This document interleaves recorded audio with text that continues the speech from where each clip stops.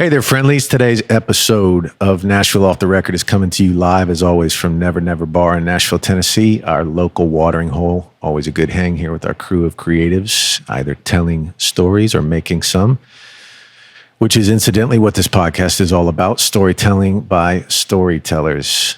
Today's show is also sponsored by Love Justice International.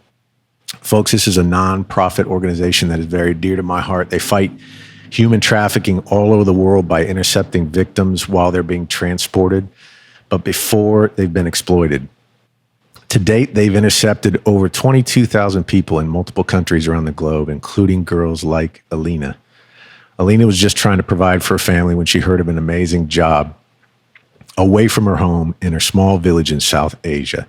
But when she arrived, her phone was taken away. She was forced into a brothel with no means of escape. She never agreed to this. She doesn't want it. She has not been broken, but she soon will be. Every 60 seconds, about the time we'll take to talk about this, two people like Alina are trafficked. Every minute of every day, 365 days a year, like clockwork. But what if someone was there to stop it before it happened?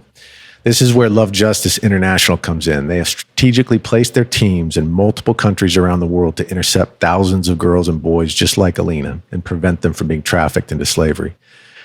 These guys are the real deal. The way it all started was 5 college buddies, one who happened to be my little brother. They went to Nepal for 6 months after graduating with no plans other than to hang out, play some soccer in the streets, and get to know the kids of Kathmandu. One of them ended up staying behind to start what is now Love Justice International. I can honestly say there's no fluff here. These folks are actually on the ground. They're not living in nice houses here in the United States, but they're in the countries doing the work, and they're getting astounding results. Not only preventing exploitation, but partnering with law enforcement to file cases, collect evidence, all this to ensure that the assholes who are doing this are arrested and convicted. It's super easy to help out. They've gotten so efficient that with just a few bucks, it goes a long way. So please take a minute, go check out what Love Justice is doing to stop human trafficking at lovejustice.ngo.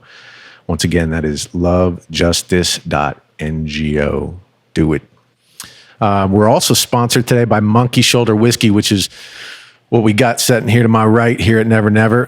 Why is Monkey Shoulder called Monkey Shoulder? We hear you ask so loudly. Well, in the traditional malt whiskey making process, malted barley is turned by hand by malt men using large, heavy malt shovels. Damn, that's a lot of malts right in a row. Years ago, some of these malt men would develop an injury which caused their arm to hang down a bit like a monkey, so they named the condition Monkey Shoulder. And hell, if that doesn't sound like a good name for a whiskey. Myself, I like this whiskey neat. It's good to sip after a long day, settling into that leather couch. But Monkey is also made for mixing, so you can jam. Just add Monkey to anything and have yourself a delicious cocktail. Monkey and squirt, Monkey and ginger ale, or if you want to cut some calories, you can even do a Monkey coconut water, which is actually quite tasty. Go get yourself some Monkey Shoulder whiskey and check them out at www.monkeyshoulder.com. Also, go follow my friend Anna Mains on Instagram at Anna Mains, ANNAMAINS, for other fun ways to play with your whiskey. There you have it. So, my guest today on the show, I've been very excited for this one, but he's one of my all-time favorite dudes and personalities in Nashville. And just knowing this guy, I know he's absolutely horrified by the fact that I'm about to do an intro of him, but I am. But I'm a sucker for originals, and this guy typifies that title almost more than any dude I've met in this town. He's a songwriter, producer, plays every instrument known to man. He's an artist as well. Had the proverbial record deal at 19 on Elektra Records, produced by none other than T-Bone Burnett. He was in a band I absolutely loved called the Silver Seas, which got him on the legendary Later with Jules Holland. You might also know him from his work on the Grammy award-winning Kacey Musgraves album, Golden Hour, which he co-produced, as well as writing 7 of the album's 13 songs. He's written songs for artists including Tenille Townes, Jesse James Decker, Lissy, Billy Currington, Ann Womack, Lillian Madeline, and got his first number one song writing Josh Turner's Hometown Girl. Recently, he recorded and produced and wrote a children's album, which I cannot wait to hear. Can't believe I haven't yet. I Love Rainy Days, as well as collaborating with the Mr. Burt Bacharach on the EP Blue Umbrella. It's a lot of stuff. A lot of stuff. Please welcome to the show a man who has more hooks than a Montauk bait and tackle shop, who helped pave the way for the major 7 chord in its existence in Nashville. I like that. Whose mind jumps around faster than a Simone Biles floor exercise, the Nashville Bob Dylan, the original hipster, and I don't even know if he drinks Dos Equis, but I do know that he is the most interesting man in this city, Mr. Daniel Tashian. DT. Thanks, Jamie. Thanks for that. That was a good intro, and I'm glad to be here. Thank you. And thank you for this beautiful Vesper cocktail that I've got here in front of me. It is currently 11 in the morning. No, it's not. It's not 11 in the morning. Close. But it's not far. Yeah, not far. It's an aggressive drink for this morning, but I appreciate you having the balls to entertain that drink there. Oh, no, I appreciate you making it for me. Absolutely. I really do. And it's got a beautiful little twist of lemon here, which reminds me that I've got to up my cocktail game here so that my wife would be impressed if she saw that. A spritz. Yeah. Mm-hmm. Yeah, absolutely, man. Dude, thank you for doing this with me. Thanks for having me. Yeah, it's such a pleasure. So, DT, you and I, if I'm not mistaken, we met first about 10 years ago. Sounds about right.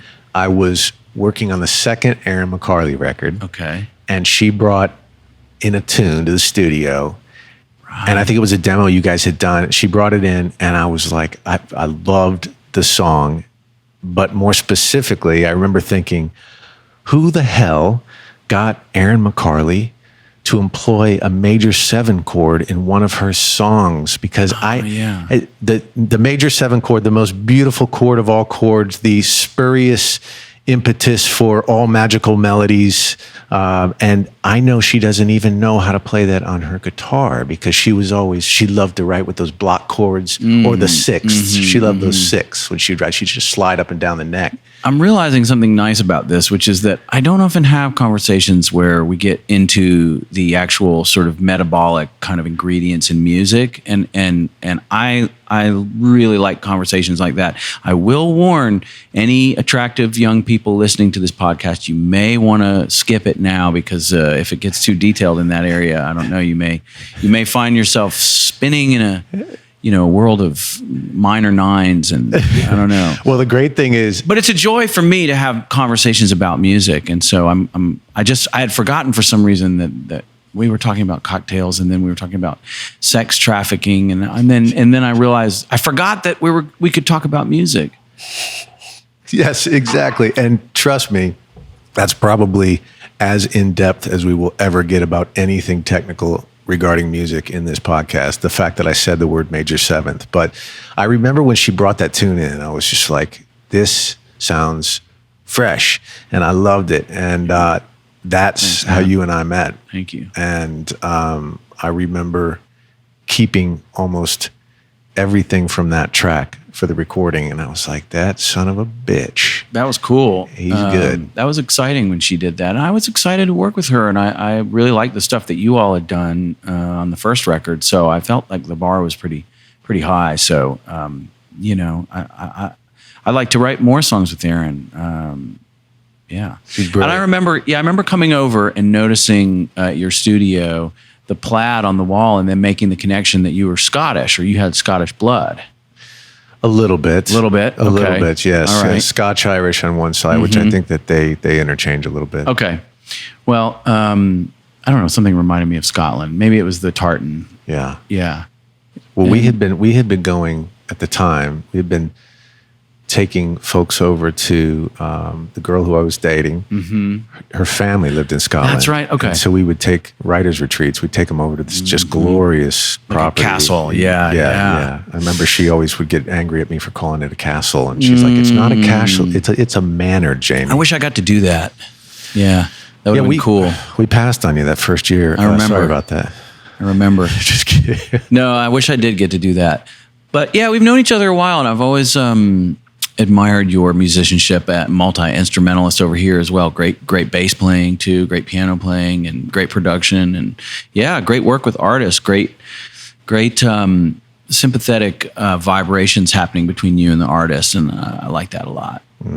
Yeah, thank you, sir. It means a lot coming from you. But that was an interesting time in Nashville's history, man, because there was that, both you and I similarly came out of the singer-songwriter, it was scene in Nashville. Mm-hmm. There was country going on, but there was this burgeoning ecosystem of singer-songwriters who were getting a lot of placements. You know, we were getting all the TV show placements because they couldn't go to label artists. And so we had that community of Aaron and you and Trent Dabbs and Butterfly Boucher and Maddie Diaz and Kate York, and just the huge community of these people who were, in a sense, misfits in the Nashville community. So talk to me about how you, coming out of that world, made your transition from, because you were hardly at all country. I mean, the Silver Sea, there was nothing about the Silver Seas or your artist stuff that was country at all. How did you, talk to me about that transition between your creative artistry into commercial music and doing the thing that you're doing so well right now, which is obviously just an extension of your musicality. But talk to me about that process, because that's not an easy thing. Man, wow. I think part of that is, I've been writing at Big Yellow Dog for, well, you said 10 years. We'd known each other for 10 years. So it's been, over 10 years, 12 years almost. And I had a room up there and Josh Keir, who was in the room that I ended up moving into when he sort of moved into a bigger space, was incredible hit writer. I mean, he was having hits every other week, it seemed like, for years. Like, I don't know if you know who I'm talking about.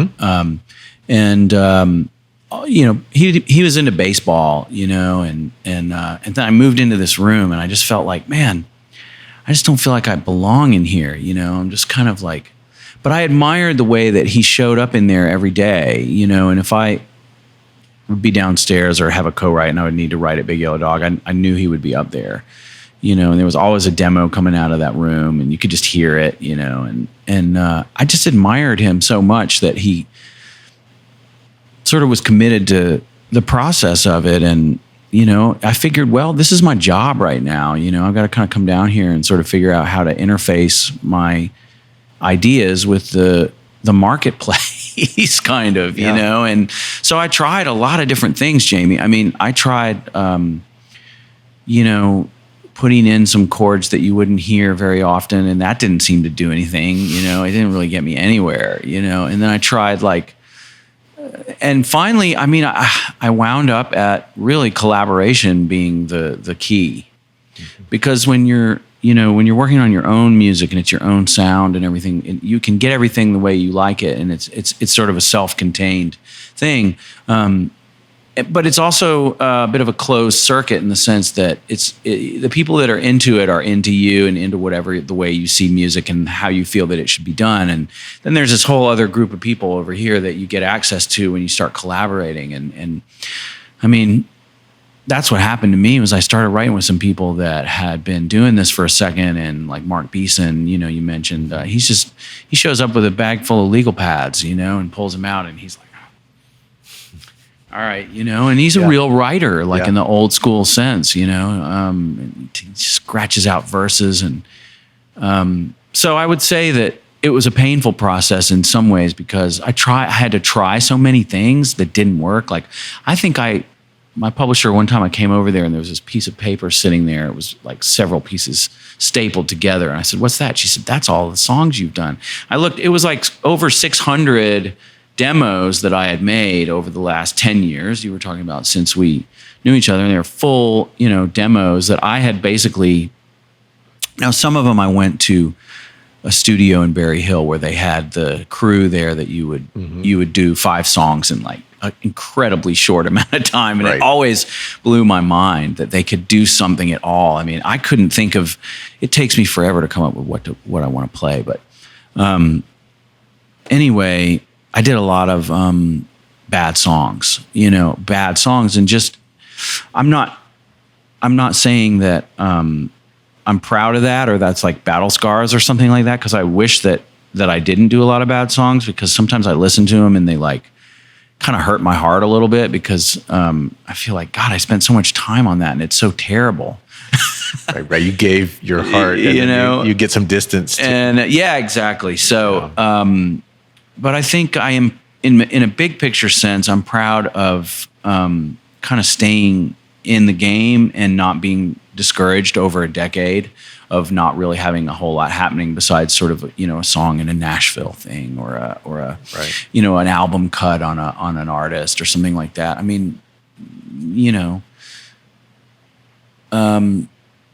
but I had a few things disorganized in my mind. I think I had country music in a place where in my mind, like it didn't measure up in some ways to me with certain other things. And of course you can find examples that don't measure up, but you can also find examples that way exceed whatever standard you hold in your mind of what something great is, and I think I just kind of had some snobbery happening inside of me about country music that I had to kind of let go of and find the parts of it that I like, Well, I think I was just thinking about a guy like Mark Beeson or Josh Keir, seeing a dude like you walk in the room, sing the melodies that you do, play the chords that you do, come up with the lyrics that you do. It must have sounded to them very foreign, but at the same time, very fresh. So when you're talking about the beautiful thing about collaboration is everybody's bringing a seasoning. You don't have to do the whole thing yourself. The whole concept of collaboration definitively is let's inject pieces of ourselves into this thing and let's create this pot of chili that's just like this really cool deal. So all of a sudden, Daniel Tashian, not a properly country dude at the time, walking in with your set of skills, the arrows that are in your quiver, your seasonings, I would think that for Music Row writers, that was probably incredibly fresh, and probably jolting for them because you weren't traditionally country. But did you get that sense when you were put in a room with these guys? Were they confused? Were they pleasantly surprised? What was it like? I mean, I definitely think that I was received by the Nashville songwriting kind of country community in a good way in general. I don't think I ever got on anybody's nerves too bad, but I mean, yeah, you want to be refreshing. I mean, if you're me, I don't know what the number on the Enneagram is, but I'm the one that kind of wants to be different, and I don't know, I've always been that way. I just never want to do what everybody else is doing, and I don't know how to turn it off, and sometimes I just kind of have to do what everybody's doing, but I'd rather not, and rather not wear the same thing. I remember one time I got in an elevator, and it was with a guy that had the same shirt as me from the Gap. Oh no. And I just felt so terrible. And he was looked kind of similar to me too. He was sort of short and bald and not very great looking, and I was like, I'm looking at what I look like, and God's given me a chance to see the errors that I've been making, You get to step outside your body and you're looking at... And so I really decided I can't do it like that. Now, I have revised that a little bit in the sense that I think that I feel a lot more gratitude now than that person felt, and I'm grateful for the clothes that I have, and no matter how sort of middle of the mall they may be, but all that aside, man, it's tough to find the place that feels like you can, do something that feels like you, or in some way you, but I mean, egos kind of suck at the end of the day, because I think more than anything, what they do is they keep you out of a collaborative mindset by putting too much emphasis on whatever the strength you may have is, even if it's a legitimate strength. You may be really good at some aspect of something, but if you're constantly reminding yourself that with your ego, then you're not in the team mentality, and the team is, like you were just saying a second ago, it's like a great soup or something that it's just, I don't know. I think that's the biggest discovery, was that when I started in music, I thought it was about what I could do. And then the longer I seem to work on things, the more I feel like it's like how can I help the team out? Right. Which is kind of it's kind of the definition of collaboration. I mean, just, collaboration it's one of the big gifts that Nashville's given all of us, but also given the world, just in the sense of all the music that's come out of here because of the concept of collaboration. But collaboration is interesting because part of the key to collaboration is holding on to enough of yourself, being aware of what you do enough that you can effectively and authentically bring it into the room. But like you just said so brilliantly or eloquently, you said we have to also forget a little bit of what we are and what we want to do and see the goal of the team, which those two things can be competing in some ways. If you lose too much of yourself coming into the room, then you don't bring anything to it. But if you keep too much of yourself going into the room, then you're not able to kind of imbue yourself into this collaborative entity, right? That was a good description you just did. I think it was better than mine. I don't know. I think I'm still figuring it out. I mean, collaboration it's so deep. It's always different. You walk in the room and it's a different variable. It's a different dynamic every fucking time it's you like walk cocktails. in the room. Yeah. We can curse now. You just cursed. Absolutely. I opened the door. I don't know if I'll be able to. I'll try. You can't curse on the mic. I don't know. Yeah, you're a nice guy, so you probably don't curse I don't curse much. that much. Yeah. But when I do, I fucking enjoy it. Yeah. Yeah, man. So,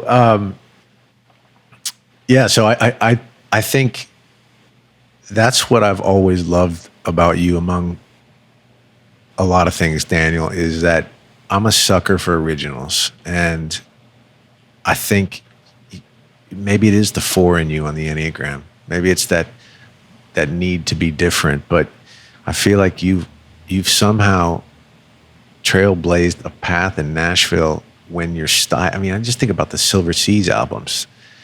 Those are so creative, so almost Thanks. 70s based. All these old classic feelings and sentiments and musical colors, and I love the fact that you have been able to find an insanely potent place in a city like Nashville. To me, that's very encouraging for the musicality of the city. The hope any of you out there that are incredibly musical and creative, guys like Daniel should give you hope that Nashville can be a hope, or it can be a home for really creative music. I think so. And I think that, what you were saying about giving people kind of hope, I think if you really enjoy something, it's sort of like not working. Like my wife, she loves vintage books and she loves all kinds of interesting objects, but she loves hunting for old books, and it's just the best thing she loves, and it's not work to her. It doesn't matter if it's hot. She's at a hot yard sale or whatever it may be, and it doesn't matter. She loves it, and I think that can carry you a long way, because I think there's a lot of valleys that you got to kind of go through. But if you've got some fascination with something, I don't really know where I'm going. I'm not going anywhere with this. You know what I just thought of, actually? One of the first sessions you and I did together, it might have been with Lee Broderick, that Liverpudlian little putz that we love. We ended up writing a song called Loveless Street, which was really, really, really fun. But you told me a story that I must admit I've retold probably at least 20 times. All right. And I think every time I tell it, Should we get into it? I embellish it even more. Kind of get it going? Well, tell it. No. I'm going to ask you to tell it. No, I'm not going to tell it. You're going to be better at telling it now. You've got it all set. Tell me, but my story that I've relayed is probably like the dude that caught the fish. And it has nothing to do. It only harkens to the real, true story. So I need you to set the record straight. You told me a story about running into Robert Plant at the Mirror which was located on the corner across from Dolly Parton's place in 12 South. Okay. And you were young. How does it make you feel when I do that? When I go, okay. Like you're evaluating Okay. the Okay. Isn't that funny? I've started sprinkling that in. Yeah. To see what it does. Yeah. People get thrown off. Not really. You don't seem that thrown off. No, I'm enjoying it. Okay. I'm enjoying the inquisitive nature that it spun my mind in for just a brief moment. But tell the story about walking into the mirror as a young dude, and that's all I'm gonna say. I don't want to. Well, Robert Plant had recorded a couple songs by my dad in the 80s. And it was a big deal because we heard about it. And he ended up not releasing them on the album that it was supposed to be on. But I knew he liked my dad's music, and I knew he knew it. So I see him over there. We're walking to the mirror, and I see him over there, and I'm like, man, I'm going to talk to Robert Plant. Now, I will say this. I would not do that now. Because you know better? No, it's not that. I guess maybe, but I don't know. Maybe I just know I'm just a little bit more.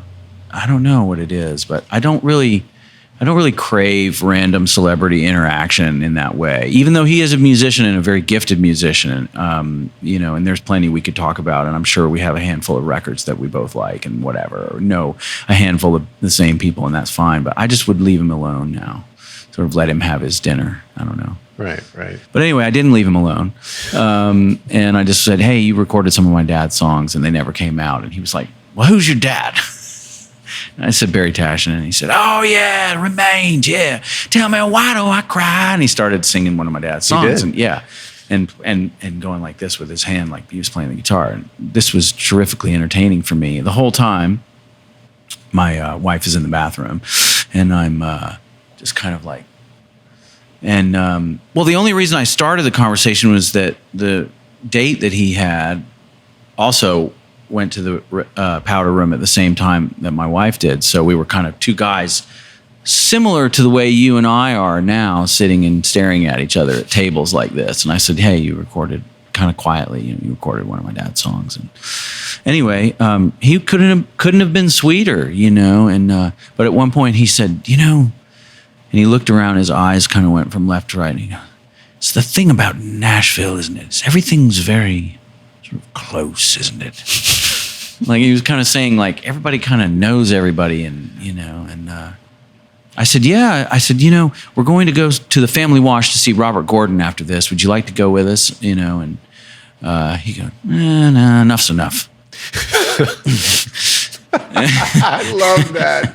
Enough is enough. But I sort of thought in my, innocence that I was going to, all of a sudden I was going to be on a double date with my wife and with Robert Plant and his girlfriend or whatever. So that didn't happen. And, but I did get to have a nice interaction with him, and I love him, man. I love his music. I listen to Led Zeppelin all the time, and I think he's miraculous, the way that he can weave in to what those fantastic musicians are doing, Jimmy and John Paul and Bonham, and he just surfs over it, man, and just cruises through it. He's incredible. Nashville's weird like that too. Hey, Mike, is that fan on? I knew it. I knew it sounded different today. It's all right. I deserve a little bit of extra ambient noise. Yeah, like we're in a train station. Nashville's weird like that. It makes you almost a little too comfortable, like you think you're close to the person, because it is such a kind of a small town and you are close together, like Robert said. But you get fooled into thinking, oh, of course he's going to have some shepherd's pie with me over at the Family Wash a little later, and that sounds really fun. And so did you walk away? I guess the thing that I've heard is that Bill Murray, if you have an interaction with him, he can tend to go there sometimes. Like he'd be like, yeah, let's go. Yeah. Like up for the adventure. And I it must get tiring. And I want to just say on here that I appreciate that about him. Yeah, I remember a good buddy of ours telling the same story about running into Tom York or a similar story, running into Tom York at Sevier Park. Okay. Which just the point at which you see those don't seem to fit together. Seeing Tom York at Sevier Park, he's such a legend, and he kind of did the same thing. And Tom was like, it was actually Gabe Simon. No, I'm just kidding. I was gonna say, did he run into him as well? I feel like it might have been Justin York, but Tom was not as gracious with him as Robert was with you. Yeah. Something to the effect of, that's original. I got to say, okay, interactions with celebrities, or with your heroes. Let's put it that way. Interacting with your heroes is a dicey game, man. Yeah. If you go and you see one of your heroes somewhere and they're like about to tuck into a BLT or something, you come over, yeah, excuse me, did you know that you happen to be one of my great heroes? It's just not going to go well. So, you gotta give them some distance, you try to fly too close to the sun and you get your wings singed, and I understand. It's like, I don't know. There's two sides to it. One side sort of says, if you're going to be sort of out and about, then maybe you don't mind engaging and having a little conversation here and there. I will say one celebrity interaction was actually preempted by the celebrity, and it was Billy Gibbons. We were in Tower Records, and I was like breezing through some CDs, and then I saw Billy Gibbons over across the way, who I have his pickups in my guitars. Guitar nerds out there, don't sleep on the Billy Gibbons model. I put them in all my guitars. They're badass pickups, but Seymour Duncan. But I said to Lily, that's Billy Gibbons from ZZ Top over there. And just kind of quietly. And the next thing I knew, I looked up from what I was doing. He was standing right next to me, and he had a pad.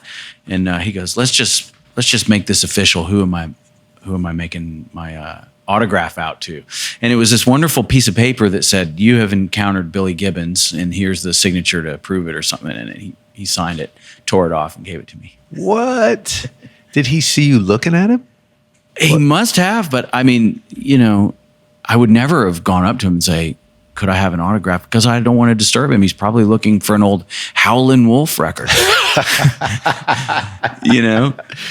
mean, do you think it was a true act of benevolence? He's walking in with these like certified autograph sheets, and he's just walking and saying, "Hey, I'm gonna do a good deed for someone, some wannabe musician perusing through albums at Tower Records." I can't remember who it was, but somebody had a card, and I like this one. It was it might have been someone in Fleetwood Mac, but it said, so-and-so sincerely apologizes for his behavior on the night of, and then it's a blank space. And then, just a template. Yeah, you can just fill it in. So what would yours be? The Michael McDonald one was good. Apparently he had a card that said, "Hi, I'm Michael McDonald. I say yes to everything. For the real answer, call the number on the back of the card," because everybody was hitting your boy up for background vocals. Right. You heard that story? No. Oh, well, I'm glad I could bring something that you hadn't heard. I figure you must have heard everything. I mean, they do get passed around Nashville, but I've never heard the Michael McDonald story about the BGVs. Because he'd be like, "Yeah, man, that sounds great. Let's do that." Yeah. I remember Gary Burnett telling me he had a business card that said "session musician, strong wrists, and high tolerance for pain." And that's all it said on his card. And wow. Session musician. High tolerance for pain. That's weird. Strong wrists, though. That was. People get some funny ideas. I mean, but funny ideas make things happen. I mean, we're sitting in this bar that was sort of a funny idea, right? This bar was a funny idea, sitting on the porch with my brother, smoking cigarettes and drinking whiskey. And we thought, wouldn't it be fun to knock out a bucket list and in all our spare time, start a bar? Mm-hmm. Boy, was that a bad idea. But you seem like the kind of chap that would have a bar. You kind of look like Johnny Depp-esque, and you're very sort of like, you'd be a suave sort of like liaison for a night nighttime sort of experience of some sort. You're gonna, a liaison for a nighttime experience. No, in a bar, you'd sort of be the kind of guy you'd want to see sort of like welcoming you in. Come on in. We got plenty of space on the, Yeah. Like, I don't know. You kind of have you seem like one of those guys that you want to kind of like, you think, what does he have for breakfast? Maybe I should have that for breakfast, Man, I've never had someone say something so nice to me. That is a huge compliment. What does that guy have? Well, you for do. You breakfast seem like you seem like you've worked out some things about life and how to do it, and you want to know any secrets from the trade. Yeah. Well, I will Seems say like you figured some stuff out. I don't know. I think I know less today than I did 10 years ago. Why is that? I don't know how that happens. I think the more you push and the more you're inquisitive, the more you realize it's not that you know less. It's just you realize how much less you know or how little you know the more you find out. That's probably what it is. So your ratio of what I know to what I don't know starts getting very different the older you get, I think. I think you start finding out what you don't know in a much faster pace than you actually learn. Even if you're ultimately very inquisitive, which, I think I will say that's a quality that I really respect in people is being inquisitive. Because I just don't. Okay, so what do you have for breakfast? What is a typical breakfast? Typical breakfast? I would say we don't have to spend a lot of time on it because Daniel, I'd say it's coffee and a protein shake. Okay, coffee and a protein shake. As he's writing this down. What about what time do you get to the office? Office takes place at home. Okay. Email. Okay. When's that start? That starts. I would say emails are starting at 9. 9 a.m. Coffee and some email. Spark. You gotta get some spark in your system. It's a energy drink. Okay, that's the shake that you're talking about. No, so coffee next to Spark, which is it's a red fruit punch energy drink that has a bunch of vitamins that saves a horrible non-morning person like me. Spark. Okay. Yeah. So it's sort of a B vitamin type of revitalizer thing. I'm Exactly, glad to hear about that. exactly. I'm going to put a few in the fridge. Man, okay. try that. Then what time do you get to the studio? Session 11. 11. Try to get there at 10:30 so I can listen to some music. Get ready. Okay. Get the ears ready. That's nice. Yep. A little listening Always. vibe. How do you find that? Do you just randomly decide? If I've got a session, I typically know who I'm writing with in the shower, and I think about Writing? I listen to things in the shower. Oh, gotcha. I typically have any idea that I use for the day comes out In the shower. in the shower, and I'll go and I'll sit at the piano just for a minute in the towel. Piano in the towel. Yep. And I will press record. And most of the time it's total shit, and I will sing whatever idea I got in the shower. That's cool. Before that's around 10:30, and then you get in and That's around 10 or so. do you ever have do you ever feel like you need to have a lot of music sort of ready to go when someone walks in the door? No, I don't like to do that Don't ever. like to do that ever. Yeah. You? I don't know why, but I feel like I need to do that. Yeah. I don't know. So that's very interesting because I feel like I'm so influenced in the first 30 minutes of talking to the artist, and That you just throw the thing out the window anyway if you had something. well, do you find that you're getting informed by the way that they walk in, by how they're talking, by the stuff that they're talking about, by how they dressed, by the stuff that your co-collaborator is bringing up to them, asking them about their day, their week, their year.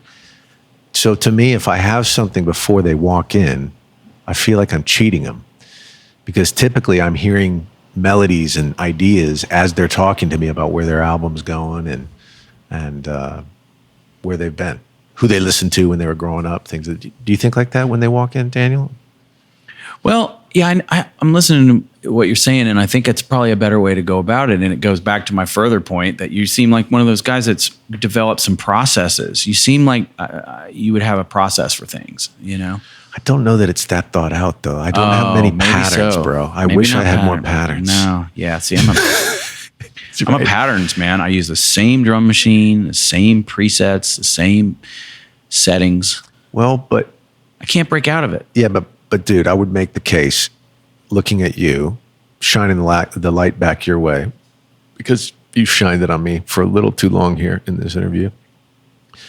You feel like you operate so outside the lines in a lot of ways that don't you think you have to have some things that you just rely on as a pattern? You got to have that drum machine, that keyboard patch that you go to. So that stuff doesn't get in the way, right? Mm-hmm. And you can focus on lyric, melodies. Oh, I told someone about a keyboard patch. It was Mickey Echo, and he called me the other day. He said, bro, I just made a splice pack out of that sound you showed me. I showed him this keyboard patch, and he made a whole splice pack out of it. Thanks for doing that. For as brilliant as Mickey is, he's so technical. He loves that technical stuff. Yeah, he said, man, I got to give you some credit, man. You showed me that patch, and I made a whole splice pack out of it. Is he selling the splice pack? I have no idea, but I am happy. I hope he is. I mean, if you glean anything from me in this process and you want to try to go sell it, go for it. Really? Okay. I've already got a lot of your guitar licks in a sample pack at the studio that I put on every track anyway. So good. Yeah. Hey, folks, I want to talk to you a little bit about the sponsor for our podcast, Love Justice International. Love Justice International is an organization very, very dear to my heart. Did you know that 40 million people, as we speak, are living in slavery as a result of human trafficking in our modern day society? Love Justice is an organization that actually attacks that trafficking, and they do it at its most strategic point while it's occurring, but most importantly, before the men, women, and children have been exploited. They're in 19 different countries, and in those 19 different countries, they've worked with authorities to arrest over 950 suspects and have prevented over 24,000 people from being trafficked. This is so very important. So if you get a second, please go to their website, lovejustice.ngo, and for just a couple bucks a month, couple cups of coffee, you can literally stop a girl or a boy from being exploited or enslaved. So once again, take a minute, go to lovejustice.ngo, lovejustice.ngo. Thanks. I will say, format, okay? I was listening to this podcast this morning. This friend of mine, his name's Joel Cordy, and he makes these pedals, right? He's got this company called Chase Bliss, and he makes these pedals, and they all have the same format. And the beauty of that is that you have to be wildly creative within that small framework in order to get anywhere. So if we said, there are frameworks like a verse and a chorus and a bridge, okay? These are inescapable things, Jamie. There's no way around it. Yeah. We got to have them. Yeah. So you do have patterns, because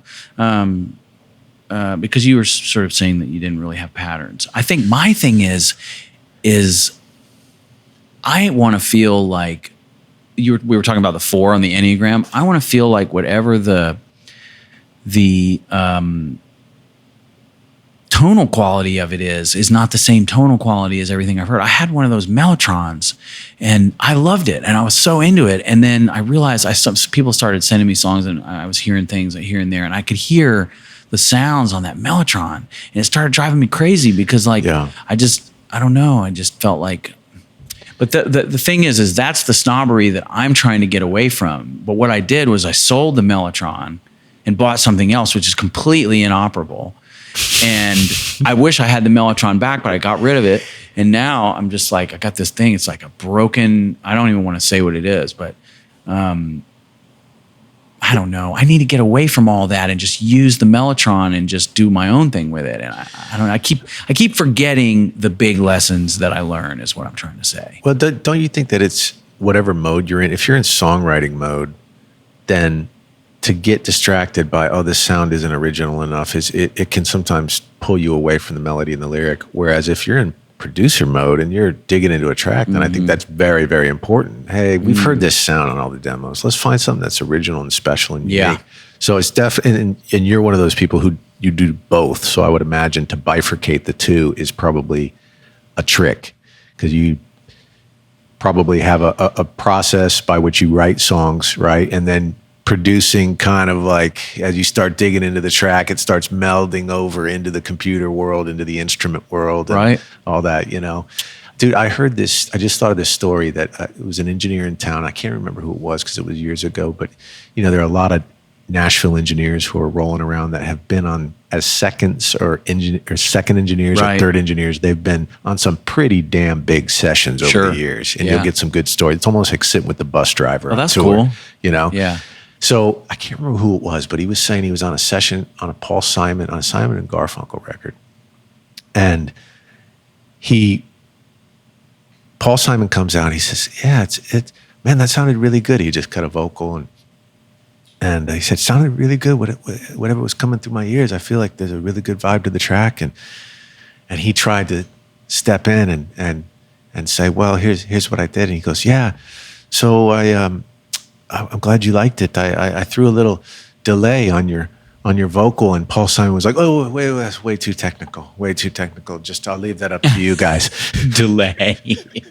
That's hilarious. Whoa. Hey, easy with the technical terms. Oh, dude, that's funny. I mean, he took the most basic technical term ever, and it was too much for Paul Simon. And I heard that story, and I thought, that is brilliant. He's like, "Hey, fuck off. I need to go write another Cecilia." He was super focused on the song, and he didn't want to get messed up in the track. Now, dumbasses like you and I, we get all up in the track, and we love compressors, and we love keyboards and guitars, and that. But I thought that was pretty poignant, that he felt like anything beyond the threshold of delay on a vocal was a technical distraction. Hey, look, that's it right there, man. I mean, the problem with me is that I need these things. I need things, I need things to create a bubble for me. And part of the thing is sound is like that. I need a space that a sound can inhabit, or an idea can inhabit. And that stuff is just great for that. Right. That's why I love it. Yeah. It's like songwriting machine, man, a delay pedal. Yeah, you were posting a lot of freaky shit on that keyboard that you were.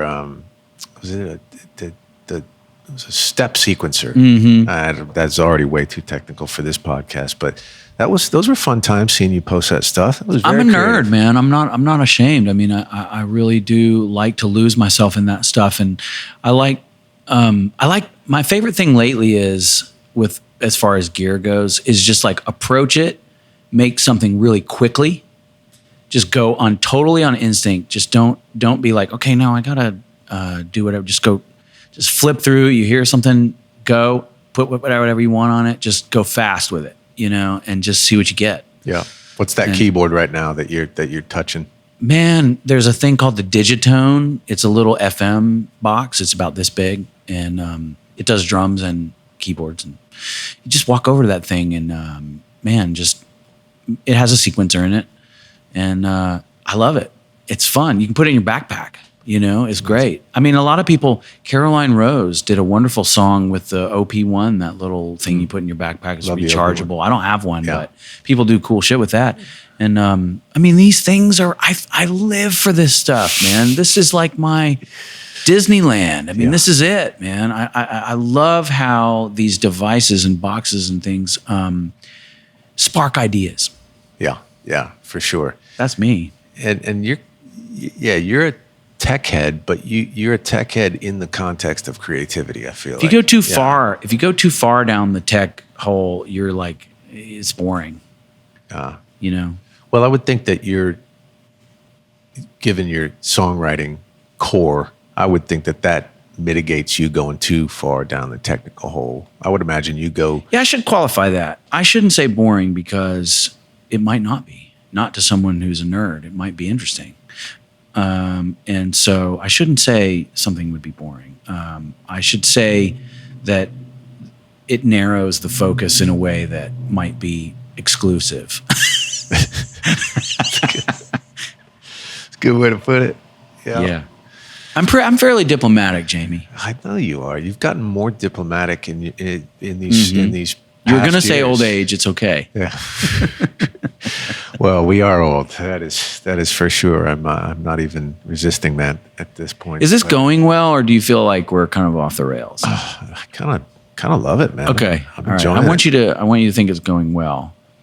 I absolutely do. I mean, I embrace off the rails. Okay. In fact, any efforts that you might have to throw it off the rails and plunge us How is it into going to the be abyss. scandalous? How are we going to make it scandalous? Yeah, well, we don't want to talk about people to make it scandalous, because that's categorically not a great scandalous rabbit trail. We could, we don't want. Well, you got to talk- think of the person that's consuming this kind of thing, because they're someone like me. The way I consume podcasts is I find my moment after the kids have gone to bed to enjoy a podcast. And I really do enjoy podcasts. I think it's a wonderful art form, and I love listening, the art of listening and the act of listening as opposed to watching something. And I know you've probably got video where you can watch this and find whatever. But the real joy of a podcast is the listening. And, so the guy's doing the dishes, and we got to talk to that guy. He's doing the dishes, and, he needs us to be sort of interesting about what he's interested in, Yeah. I used to, my podcast time was working in the yard. And so I would there you go. I'd work in the yard on Sundays. Yeah, and I you're would doing something with your hands while you're listening to a podcast, Yeah. No, but I do feel like it's going well, Daniel. I feel like it's going well. That was our what's it called? The third wall, where you break the third wall and you start talking to the people out there listening. Hey, how's everybody doing? For all you out there. But that's a good picture of you two right there. I was just going to say up on the monitor right here. Thanks. Kate York took that. I'm a little bit, I don't know. I kind of have a doughy sort of, it's okay. It's all right. You look sharp. I mean, I've never seen you. Well, I was going to say I've never seen you in that pose. I'm not properly. the best person to comment on all this stuff. Yeah. No, I don't listen to this. And, I'm not going to listen to this when it comes out. It'll stress you out. No, it's not that it stresses me out. It's just not interesting to me. I don't know. I'm here. We're doing this. I'm not going to sit and play it again. I don't know. Are you? Are you going to listen to these? Probably not. You don't have time. Hopefully, that's Flavatown Mike's job. He's gotcha. He's gonna listen to them and do all that he needs to do, and hopefully we forget about. I don't even listen to albums after they're mastered. I just can't. Really? Yeah. No, I think of all the ways I fucked up. Oh man, yeah. I was in that mode last week. Mm-hmm. Which album? I put out an album, like an instrumental album, and I was it sounded bad to me when I listened to it while I was doing the dishes one time. And I was like, man, you guys, I'm sorry. This sounds bad to me. I want to be like, hey, everybody go check out my new record, but it doesn't sound that good to me. So I can't really recommend it. Did you post that? Yeah. I was like, I think you should go and listen to some other stuff. Yeah. Which made people want to go hear it for sure. Well, I mean, but now the way I feel about it is I just kind of shouldn't have really said anything like that, because now the way I feel about it is it's just something that I did, and that's fine. It doesn't matter how I feel about it after the fact. Let someone encounter it on their own and make up their own mind. I don't need to tell anybody that I don't think I did a good job or anything. It doesn't mean anything to anyone. That's true. Music is so subjective. Something that we think is totally bullshit. Yeah, it might mean a lot to somebody. But it's amazing the progression you can make in a week, because that's what we were just talking about right there. Yeah. And then you go back the other way the next week. Yeah, right. I got to ask you, it just popped into my head, and because he's, to me, top 3 legends in my head, in my book. In the Jamie Kenney Journal of Legends. Okay. Burt Bacharach. I didn't realize that. I guess, well, of course you would have affection for him, but I didn't realize that it was in your top 3. Oh man, I mean, what that might be aggressive. I might need to say top 5 if I really want to be authentic here. But nevertheless, he's the tune. His tunes. He's there. So one of the coolest moments that I have had in my last, I'd say, 10 years or so, was sitting at the Skirmerhorn. I was there. You were there? Yeah. Oh, yeah. And the one thing among many that I was confronted by, Daniel, was this dude wrote so many songs across so many genres. He is the proof that a good song can be. I mean, he had heavy metal hits, rock hits. I mean, Synth pop. It didn't matter because a Burt Bacharach tune is just fucking good. The melody's good. The chord changes are good. You know, and It's a comforting feeling. that to me, and nobody knows that. Nobody knows a lot of those hits that he was firing off. He was probably I mean, how old is he now, Daniel? I don't know. He's in his 90s. So this must have been that show must have been 5 years ago. It was a great show. So tell me about that, man. I'm regarding him. I might be. Man, it's fanboy. almost a dream state, Jamie. Because if I close my eyes, I can take myself back to like my grandmother's music room. She had this music room off the living room, and I remember a song kind of playing from another room in the house, and it was a Burt song. And then I kind of followed him along, you know, because as I grew up, he would keep having hits, you know. So there was Arthur's Theme when we lived in California in the 80s. And then there was, you know, Heartlight. I remember hearing that song. And then up into the 90s with the you know, the wonderful Elvis Costello collaboration. So he's been a lifelong since I was like 2 or 3, and I remember hearing Raindrops. He's been a lifelong companion of mine, and someone that I always felt a connection to. And so I've been on a course of destiny with Burt my whole life, where I heard something in that I just. And I'm not alone in that, you know, hearing something in that stuff. I'm not like saying, well, I heard something. I'm just saying that it's been a process. It's been a spiritual process where I've been connected to his music since I was 2 or 3 years old, in my grandmother's house. So I can hear that, man. I mean, when I heard you were working with him, I thought that is the most perfect match that I could think of, because the way that you and there's a lot to learn, you know, like Burt does things very intentionally. He will hold back chord qualities to use them in a specific place, which I guess we kind of do naturally. But when he uses a certain kind of chord, he sort of knows how to hold it back, like a great director, you know, like is going to hold back a certain shot or a because he knows it's going to be powerful. Yeah. And so a lot of times there's some very ordinary chords in certain places, and they're there because they need to be there to make the so there's so many things like that you learn, and if you love learning about things, you know, and you're able, and he knows that I know enough about music that he can kind of go there with me a little bit.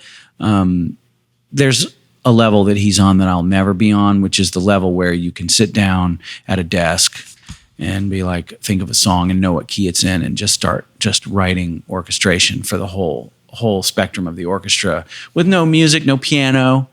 Nothing. So he could score. Oh yeah, he scores all the stuff we do. He sits down at his desk and scores it out. Goodness. He says, I'm going to put the violins very high and in fourths, and he'll just write it out. You know, and I mean, it's very beautiful. He's not sitting there getting inspired by a sound. He doesn't care about keyboard sounds like we do. He's inspired by just harmony and interaction of notes. You know. That's what gets him excited. Now he likes tonal colors, and he specifies what instrument should play a certain thing. I think I'm hearing a flugelhorn doing that, but doesn't really care about keyboard sounds at all, or you know. So did he score out like the bass parts, for instance? Oh yeah, everything. Where the rhythm enters, what pattern is playing, everything. So tell me about your role in that. Was it on the songwriting side? Was it simply just the production, or how did you fit into that if he's so hands-on scoring all the parts? Well, lyrics. Okay, so you guys wrote. Yeah. You guys wrote. I would send him and it's funny because you may resonate with this, but have you ever had one of those experiences where you can't concentrate unless there's some chaos? Sometimes I feel that way. And I knew I had to have a lyric for him and I couldn't think of anything. And so I went to Guitar Center. This was before everyone was quarantined, but there's a very chaotic environment. I don't know if you've been to Guitar Center lately, but you've got people trying instruments out here and drummers trying things out over there. And it just sounds like a circus is getting ready to go on and everybody's like tuning up or something. It just sounds insane in there. And for some reason I can concentrate in there. So I sit down with my phone and I start tapping out this lyric and I text it to him because he likes to get his text messages and then he has his manager print them out off of his phone. And then he sets it on top of the piano and starts to fidget with it. And one thing among many, but I mean, Bert's a dear friend now, and we work on because we were stuck in our houses for so many months. We started working on the internet, together, and we would FaceTime and work on things, and we'd spend hours on the phone together, and he in front of the piano. And he's funny; he doesn't care about anything. He just FaceTimes me and then just drops the phone on the piano, and he's just like, you can't see anything but the ceiling, and it's just like, he's like, oh, all right, so what do you think about this, and just kind of starts playing and you're just looking at the ceiling, and he's like, he's only FaceTiming because he thinks he's supposed to be FaceTiming. He just doesn't, he's just funny, very fast talker. The phrases come staccato, they're quick, thoughts come out completely. When he said to me, I'm putting an A minor there, not because that's what I want there. It's because it's better than what's there, Whoa. That's incredible. But I can tell you a lot. I got a lot of Bert stories I can tell you sometime or whenever. But really, I love the man. And we were talking about celebrity interactions earlier, where you see somebody that you're one of your heroes. And let's say you spy Van Morrison in a bar or something, and he seems somewhat approachable. Do you approach him? And my theory is that you're probably 85% of the time gonna sort of come away from the experience with something different from what you were expecting or hoping for. Mm-hmm. My experience with Bert is in that 15%, where it's just so far exceeds your expectations in a way where you find someone so much warmer and so much nicer and so much cooler than you could have even imagined. And that's what Bert kind of was and is, That's so good to hear. Yeah, I remember. I'm so glad you got that experience because I know that I've known that you love him and that he was such an influence. And when I hear you play the piano, when I hear you create melodies, it's undoubtedly influenced you. I was a debt of gratitude to him, and I tell him all the time too. I just say, I just want you to know, how lucky I feel and how much I love you and how much your music means to me. I tell him all the time, but not so much that he doesn't really like that too much. He likes it a little bit, but not too much because nobody wants to be sort of have someone around that's what's the phrase, obsequiously ubiquitous. Wow. Or I know it's ubiquitously obsequious. What's Mike Flavortown? Mike, can you read the definition of obsequious? Yeah, ubiquitously obsequious. Please. It's when you're sort of fawning over someone, because ubiquitous is everywhere. Okay, so overly... The whiskey is ubiquitous in this joint. Yes, okay. And then obsequious is just, oh, Jamie, you're so handsome. Flatterish? Yeah. Yeah, like calling somebody obsequious, Johnny Depp-ish, that kind of thing. That thing, yeah. That's obsequious. Yeah, that's it. It's basically me. Right. Yeah, well, I would imagine that somebody like that probably, sure, it would make him uncomfortable. I bet he loves the fact that you were supremely influenced by him. Did you seek him out, Daniel? Yes, I did. Okay. Yeah, I did. I did with my mind, and it started before that concert that we went to at the Skirmerhorn. I just said, I was gonna put a concert on, and I actually suggested to Kelly Corcoran, who was on the board of the Nashville Symphony at that time, that they should bring Bert in for a concert. So it was partly my idea, that Skirmerhorn thing. Really? Yeah. Wow. and that at that moment, well, it goes back further than that, and I don't, talk much about this, but my my grandmother's maiden name is Backrack. What? And she always said when I was a kid that he was a distant cousin of ours. And so I've done some research into it, and it appears to be the case that we're related. Whoa. So anyway. And the plot thickens. Yeah. So there's that component of it, but so the question is, but I don't really say anything about that because honestly, it doesn't matter. I mean, in a way, we're sort of all related, and you can, the other day I got Kevin Bacon talking about degrees of separation. He tweeted something about me, and I said to my wife, "This is it. This is 0 degrees of separation." So, 0. But really, we're also connected. So that's the reason that I don't really mention anything about the Burt thing, because it doesn't matter that we might be related somewhere long ago. It doesn't matter. We found each other in this realm, and we love working together here, so we don't need to worry about that. That's really cool. And it's, so when you play and when you sing melodies and you're creating these melodies and they hearken to kind of the tonal qualities or the melodic motivations of a guy like Burt Backrack, it might be in large part because you listened to a lot of him as a kid, but there might be a small piece that is because it's imbued in your soul because you're a distant relative. That's kind of what I'm saying, is that I felt that music on more than just a fan level. It just felt correct to me on a metabolic level, and I know I'm not alone in feeling that way. It just feels like to me that's how you do it. And there's a lot of ways to do it. You know that, but yeah, Burt is one of those things that sometimes right when I first wake up in the morning and I open my eyes, I'm looking at the ceiling, I sort of can't believe it because, particularly the album, honestly, with the later stuff with Elvis Costello, that stuff was so important to me in the 90s after I got dropped from Elektra, and after that whole saga of being a major label artist was kind of over, and I moved back into my parents' house and everything. That's right when that record came out, and my mom bought it for me for Christmas. I'm like 22 years old, when that came out, and I remember doing a puzzle on Christmas Day, listening to that in my parents' room, and just thinking, man, this is a doorway, right? I've got to have more. I need more sophistication in my music. I need more tonal colors. I need more chordal colors. More vibraphone. I need more vibraphone. I need more orchestration. I need to understand how music works more. And that started me down the road of learning that I'm still on. Piano lessons, guitar lessons. I do them all the time. Bass lessons, everything. Well, he's so musical. He's so musical, which is why the collaboration with Elvis Costello was so important, and that's when I kind of found him too.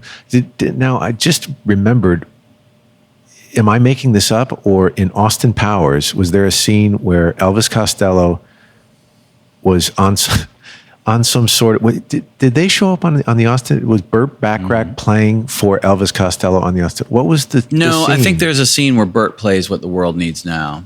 And he's in a white tux and okay, a white piano. That's what it is. Which is what you're supposed to do. You're supposed to wear a white tux and play a white piano. Of course, if you could pull it off. Not many people can pull that off, but John Legend can't. No. I don't think he can. You could. Yeah. No, I'm so happy. What a gift that you got to have that experience, and that you've been able to input music into a legend's project. That's awesome, Daniel. I was so happy when I heard you guys were collaborating, just because man, it comes back perfect. to, and listen, this project has not been without its challenges. One of the challenges is that thing we were talking about before, where you just think you're shit sometimes, and you're just kind of like this lyric sucks, and I wish I had better lyrics for you. I told that to his manager. I said, Sue, she's this wonderful British woman. I said, I wish I had better lyrics, and she said, everyone feels that way. Made me feel a little better. Yeah. Music is so humbling in that way, man. I mean, you can write 15 killers over the course of 1 month, and then you walk in one day and you just lay a fucking egg, and you think, despite those 15, you think, I do not even deserve to walk in the room again, you know? You can write 50 in a row that are good, but that one, when you show up and you just don't have it, and you can't access that thing, every melody you sing, every lyric you come up with is so stale. You know, those are the bad days. And That's true. They can Well, happen. you can't turn it around, you know. It's like when a co-write goes south. I had a friend text me the other day. Said, "What are you doing?" I said, "I'm, you know, so I'm about to pick the kids up from basketball or something." He said, "I said, why?" He said, "I'm in a co-write and it's going south." Oh, it's a bad feeling, man. It's a bad feeling, and you try to. This one, if you want it, but I did feel flattered that he thought maybe I could come and sort of right the ship, you know, which I obviously could not. But You jumped. no, you I jumped think in I halfway? probably could have righted it, but I had to pick up the kids at basketball. Oh, I got you. So that's cool that he was asking you to come bail. That's what I'm saying. That's what I'm saying. I think I've done that. I've done that twice ever. Yeah. It's Where not a good call to have to make. No, where you just need somebody else in the room. What you really need to do, though, at that point is just be like, let's just go play some, I don't know, basketball or something. Yeah, let's go get a chicken sandwich. Yeah, or whatever. Yeah, you don't need to like, shove somebody else in here. This is terrible. This cursed process today. Yeah, it's so true. Yeah, that's amazing. So you're Daniel Tashian. How the hell did we get here? We're still in Nashville. What the hell? Yeah, we're here. We're still surviving. I always felt like 10 years was the cutoff. If you could make it past 10 years and still survive here making music, then you might have a shot of kind of doing it. Yeah, you're gonna hang around for a minute. Well, you love this stuff, you know. You're not gonna walk away quietly. You know, you're gonna try. You know, to hang in onto the dream. I mean, the realization came to me in a Kroger parking lot once that I was living my childhood dream, and I had to do everything I had to do to try to stay on that.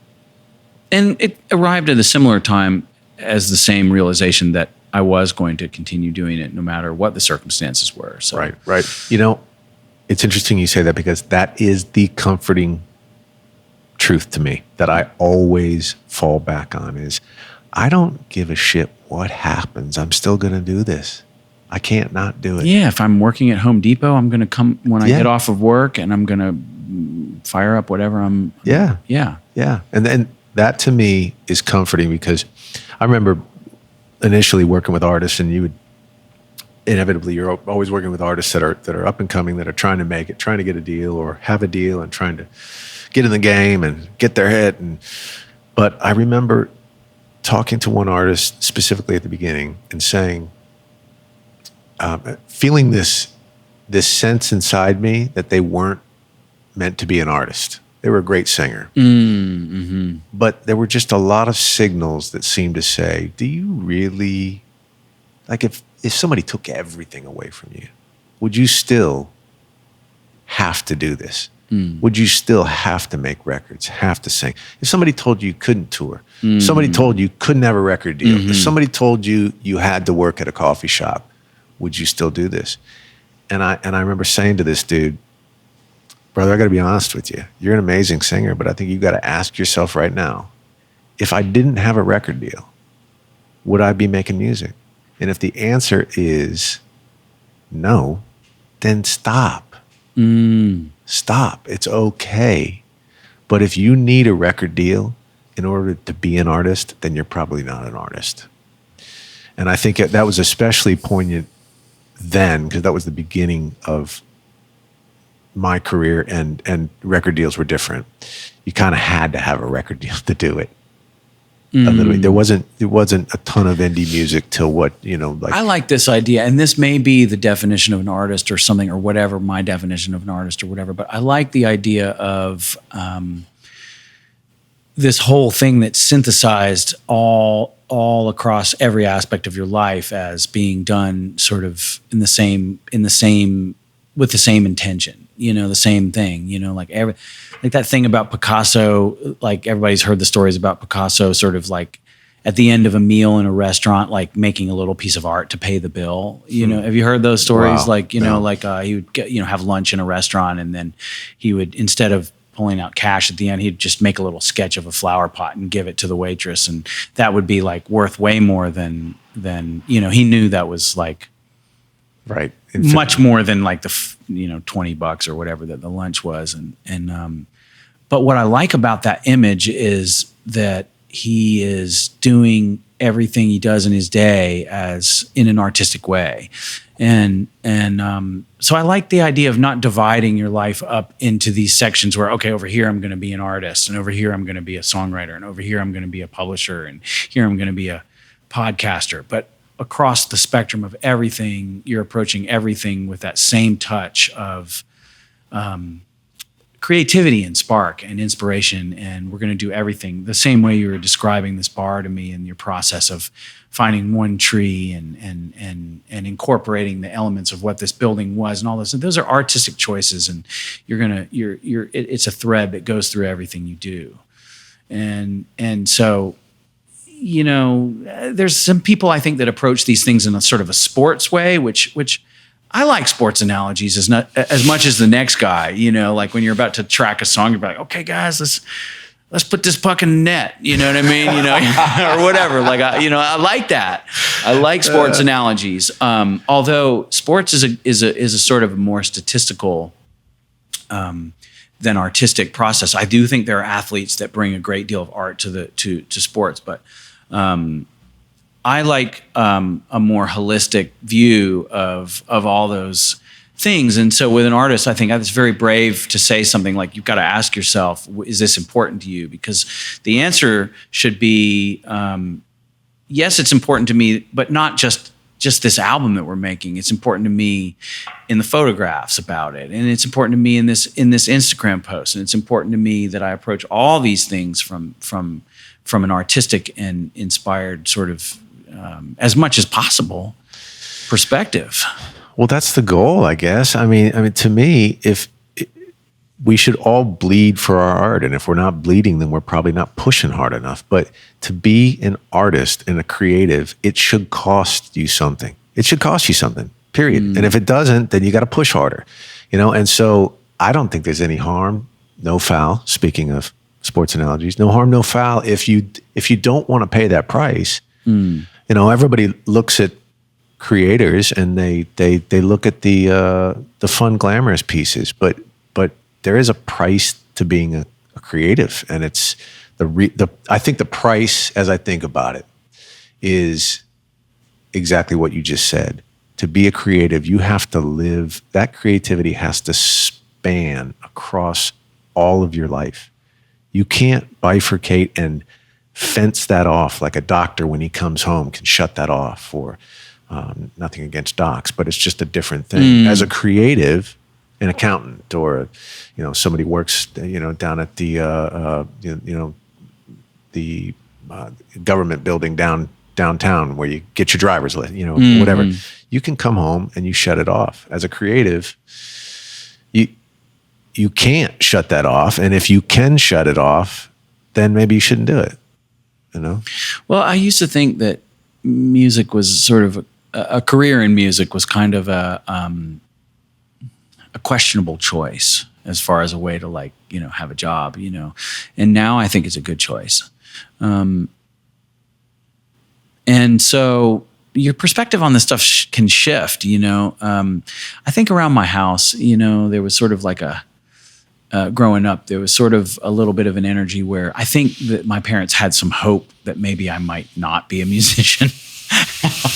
And I kind of have the opposite. I sort of have this hope that one of my children or more than one will make their life be about music.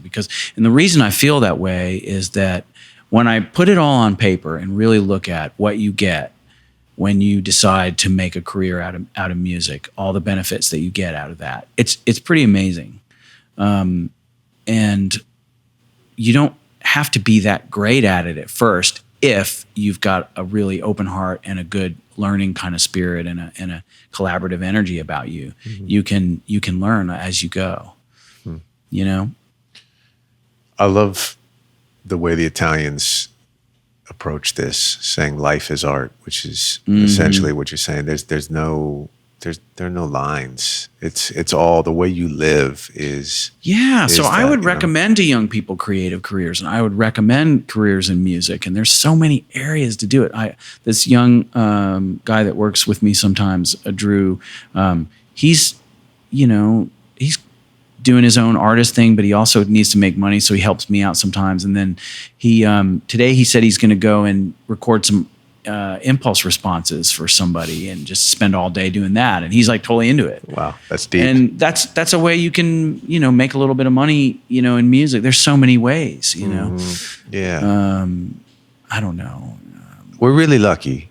Yeah. I do think about that a lot, Daniel. And I feel like the older I get, the more I think that. I think just that gratefulness of, are you kidding me? With all the cost and the unsurety that we live in as creatives trying to make a buck doing art, I feel like we are so lucky to be able to do what we do. The fact that we can go to the studio every day and we can sit and look at an artist and we can open up our souls and try to figure out, what's a truth we can talk about? What's something in your life that we can put down on paper? Let's play some chords. Let's flip through some sounds. And the fact that we can start with a blank piece of paper and end up with something that is spiritually created, that didn't exist, and all of a sudden it does. You don't know how the hell it got there. Don't know where it came from. It's hiding behind this veil, and you're searching for it, hunting for it through all the kind of the laborious mitigations that pop up in a session, and we get to create this thing that shows up for us. And yeah, we're very grateful. Hey folks, one more shout out to our sponsor for the podcast, Love Justice International. Love Justice started 20 years ago when 6 college students decided that they would go to Kathmandu, Nepal, play soccer in the streets, get to know the kids of the city. And in the course of doing this, they really fell in love with Nepal, but also became aware of the scourge that really inflicts not just Nepal, but the surrounding region, and that is human trafficking. So as a result of seeing this, they tried to figure out what they could do and started the organization originally called Tiny Hands and now renamed as Love Justice International. One of the other reasons why this is very near to my heart and why I'm so closely connected to it is one of those 6 college students was my little brother. And as a result, I really got to watch them over the years and how passionate and devoted they are to this cause. But not just that, but how effectively and efficiently they administer the aid and the help towards eradicating slavery in the area. So I can't emphasize this enough. Go to the website, lovejustice.ngo. For just a few bucks a month, you can prevent a child from being trafficked or enslaved. It's that easy. So lovejustice.ngo. That's lovejustice.ngo. Thank you. Yeah, so I didn't know you had 3 daughters. Yeah, I've got 3 daughters, and there's something I've always wanted 3 daughters, and you got to be careful what you wish for. They're wonderful. One of them's a bass player. Matilda loves to play the bass, and she has this cute little Kala U bass, the little, and she can play Twist and Shout, which is the open D G A D G A. Yeah. Well, a lot of return for that. I mean, you don't have to know much. You heard the I can't even believe I'm about to tell a bass player joke on our podcast. Ooh, I like this. But I think we should. Let's do it. You heard about the father who wanted his son to learn bass, and so he bought him a bass for his birthday, and he said, "Son, I bought you a bass, and I also bought you lessons." So his first Thursday comes around. Sounds like something I would do. First Thursday comes around, and the son after school goes straight from school to his lesson, comes back and sits at the dinner table, and Dad's like, "So son, what'd you learn on bass today?" And he said, "Well, I learned the E string." He's like, Great. Next Thursday comes around, kid goes straight from school to his bass lesson, comes back. "So what'd you learn about bass today?" And he said, "Well, I learned the A string. Next Thursday rolls around, dinner comes, no sun. Midnight comes, no sun. 2:00, kid comes rolling in with his shirt untucked, and dad's like, son, where you been? He goes, I got a gig. So yeah, I mean that's it. Well, I play the bass for sort of survival reasons, and this is and it was based on a story that I heard. Now, whether it's true, I don't know, but apparently the bassist on the Titanic, had the upright bass. He was the only musician to survive when the Titanic went down because he was able to very hastily saw the top off of the bass and fashion a makeshift rowboat out of his bass. That cannot be true, Daniel. So that's the reason why. Mike, look that shit up. That's the reason I play the bass. Look Survival. that shit up. Hey, even if it's not true, that's the best segue from I play the bass for survival purposes to. I love that. And he earned the nickname Filbert Rowboat Collins. After that, when he would play in New York, he was a big hero. He was a big celebrity in New York. Oh my goodness! Please, I hope it's even partially true. Bass is that. Why is it? And guys like Tony Lucido will hate us for this, but it is one of those survival things. It's like you got it. That's how I learned to play bass too. Is you just you need it on your track, and you don't have the money to hire somebody yet, and you got to pick up that thing, and you'd love to be able to hire Tony or Mark Hill or Ian or whoever, but you can't. So you got to figure it out on your own. Make a rowboat. Bass is one of those things very similar to the guitar. There's a lot of ways to approach it, but there's also the correct way. Sure. Just caveman, which is what we do, and then correct. Although you're there's kind of a bass player. There's the correct way, and I believe the correct way is if you sit with it for a while and try a few different things. The thing that seems to make the thing work the smoothest, that's the correct way. And I do think for each song there is a correct bass part. You just have to. Some people can find it quicker than others. For me, it takes a while. There was one Skyline Motel song I had to find the correct bass part for, and it took me several days, but I did find it, and turned out it was a bunch of footballs. No, I'm just kidding. Yeah, the goose eggs will work. No, I think you're right. Why is bass? I think the correct part on bass is really hard to find. I mean, I for whatever reason, I agree with you that it seems like there is a correct part, and when it's wrong, and it's almost always wrong, and then you stumble on that one thing. It's as if it exists. Mm-hmm. It exists, and you just gotta. It dictates everything. It's like Tony Lucido, that guy. I really admire session musicians, and I am by no means a virtuoso. Anything that happens between me, anything that happens with me and an instrument is due to.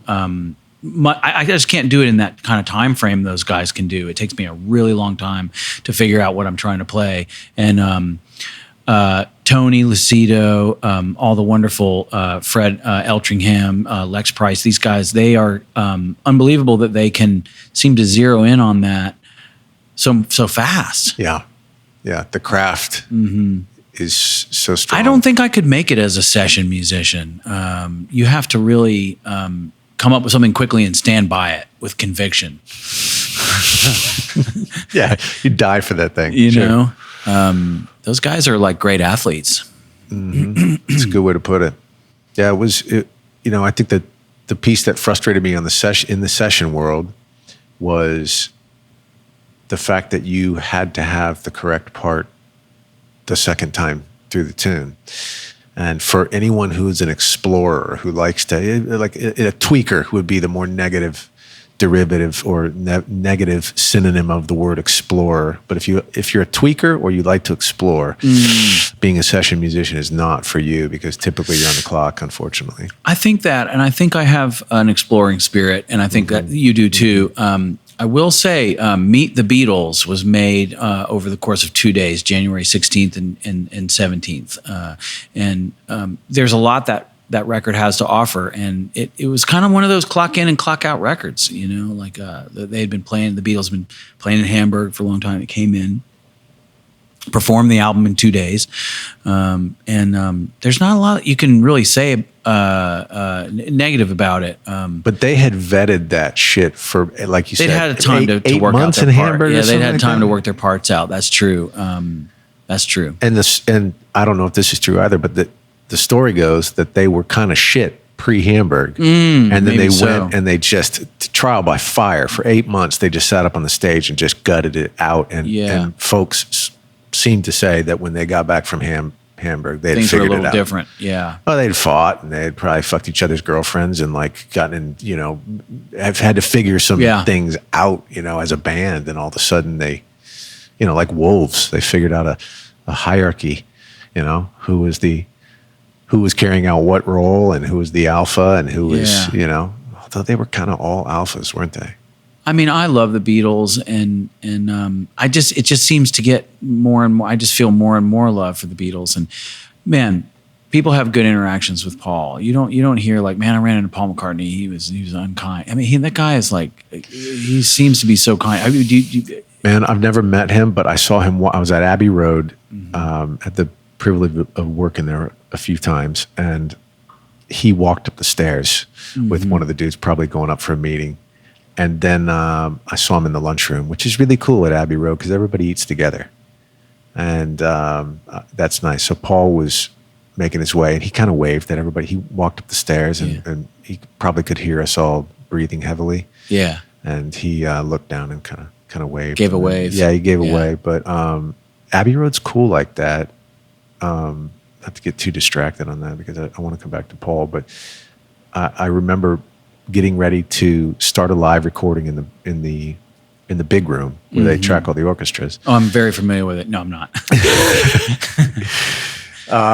And I was coming out and making sure the B3 was getting sound, checked my Rhodes, checked the synths, and the engineer walked up and he goes, "Hey, Jamie, I thought you'd appreciate this, but the two mics, two U47s, the Neumann U47s that I got on your B3 cabinet, the one was used for Paul McCartney's lead, and the other was used for Lennon's lead on the White Album. So I figured you'd want to know that." And he said, "Good luck, play well." Wow, I said, "Hey." nice. And I was like, "Man, thank you for telling me that because I did play better. I feel like I played more." I acknowledged the history of the moment a little bit more. The fact that I knew that they had spit on those mics, and they were within 5 feet of my skinny jeans. That's beautiful. Yeah. So, but McCartney is, what I appreciate about him is every time I've heard somebody tell their experience when they went to see him live, they just say he sings his ass off for 3 hours. For sure. He doesn't stop. He's not in and out. He's like, let's dig in, Man, I hope I can do anything for 3 hours, Daniel, when I'm 80. Anything. no, he really, he's one of those, guys that, similar to how he just seems to have sort of figured some stuff out, Yeah. So there you go. What do you, if you could look at yourself in 20 years and say, damn, I kind of feel like I'm a guy that's figured some stuff out. What would your life look like in 20 years? Do you think you would be doing the exact same thing you're doing now, or? I don't know. I do have a lot of curiosity, and we talked about curiosity a little bit before. That's one of those things that I don't know where it's going to take me. I'm a man that gets very passionate about my passion for things gets white hot. And sometimes, like for instance, this summer, I'll give you an example. I bought a few on a whim, and I've kind of drawn and painted and stuff when I was a kid and all that type of stuff. And I actually went to art school for a minute, but I just, for some reason, the last couple summers, I just caught fire about watercolor, and I just dove in so hard, man. It's like I bought all the stuff. I bought the watercolor jacket.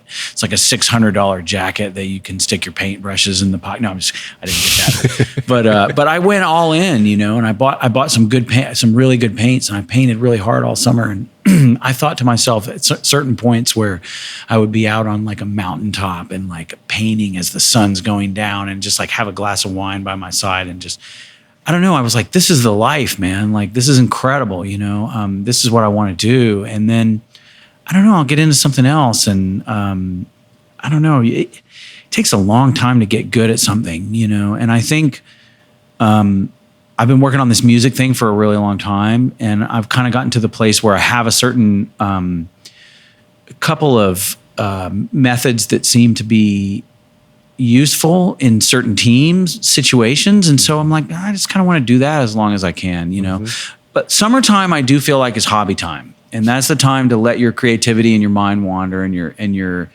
you don't know, maybe I'll get into gardening, maybe I'll get into, I don't know what, but it comes from curiosity, whatever it is. Yeah. And it comes from interest and excitement. Like I walked in here and I looked and I saw how much care went into the woodwork. And I thought maybe I want to work with wood. You know what I mean? Like I think these things, it's like, I don't know if I want to die having never had a wood shop. Yes. Or, you know what I mean? Or I don't know, but they say that plein air painting, that's where you go out and you go out to wherever you're going to paint. You make a painting out in the open air, and it should be watercolor if it's traditional plein air, or oil, I guess. But they say it's the hardest sport in the world because you've got to battle the elements. You've got to battle there's physical things like the heat or the rain or whatever the deal is. There's just the sheer fact of capturing something is very hard. And I always think paintings are more interesting than photographs.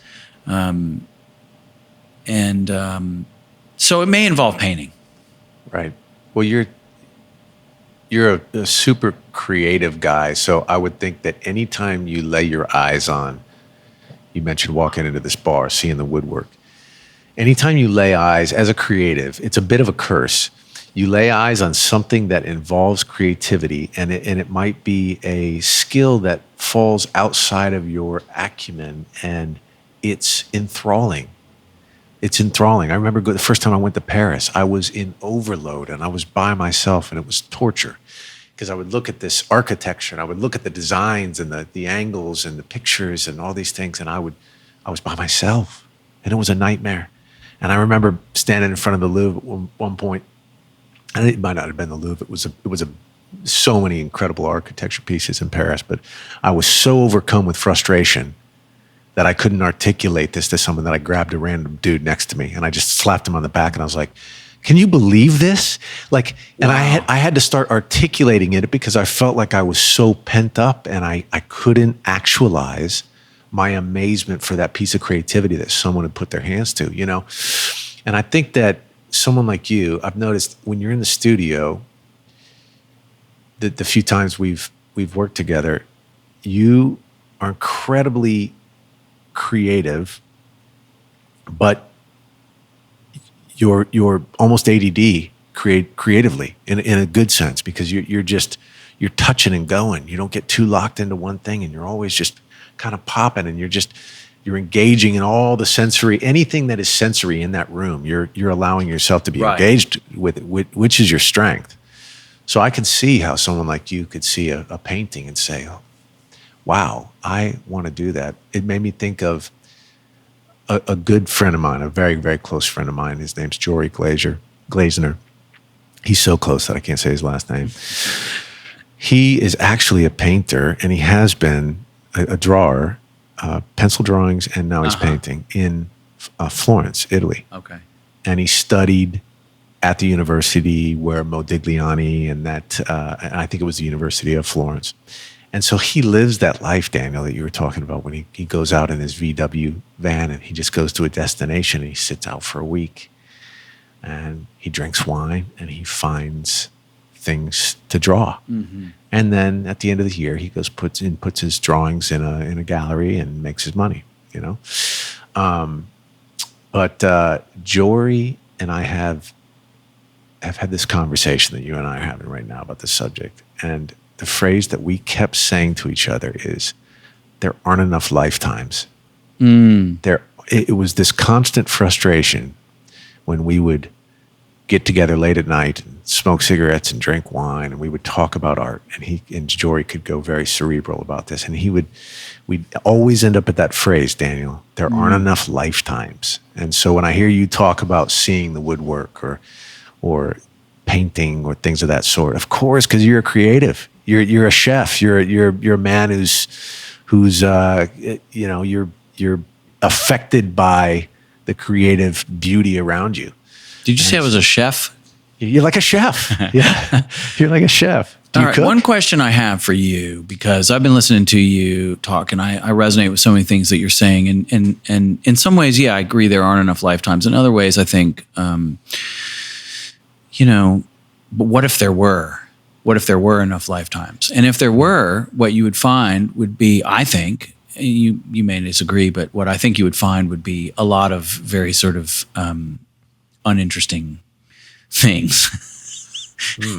Because it's only the fact that there is only one lifetime that allows us to have any urgency about anything we do. But I wanted to ask you, how do you deal with the concept of perfection in your life? How do you handle that?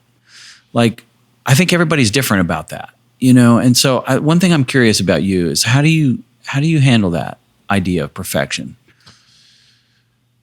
That's a very difficult concept for me. It's a thorn in my life, and in my creativity. All right. I feel like it's been a progression over the years. I initially saw it as a good thing. Okay. I'm a perfectionist. I used to revel in that phrase, right? And then what I found is there is no perfect. The only thing that is perfect is something that is imperfect. So I may hear the perfect song, but the reason why it's perfect is not because it's absent flaws. It's because the flaws and the amalgamation of those flaws and the beautiful pieces of it create this kind of symbiotic collection of something that is perfect. And I look at it, you look at your wife or your kids and you say, you are perfect. Are you saying that they're without flaw? You're not. What you're saying is you are perfect. And it doesn't mean flawless. I love that. So for me, I love that. I started running up against that wall, Daniel, in my creative endeavors where I could never get it right because I always saw the flaws.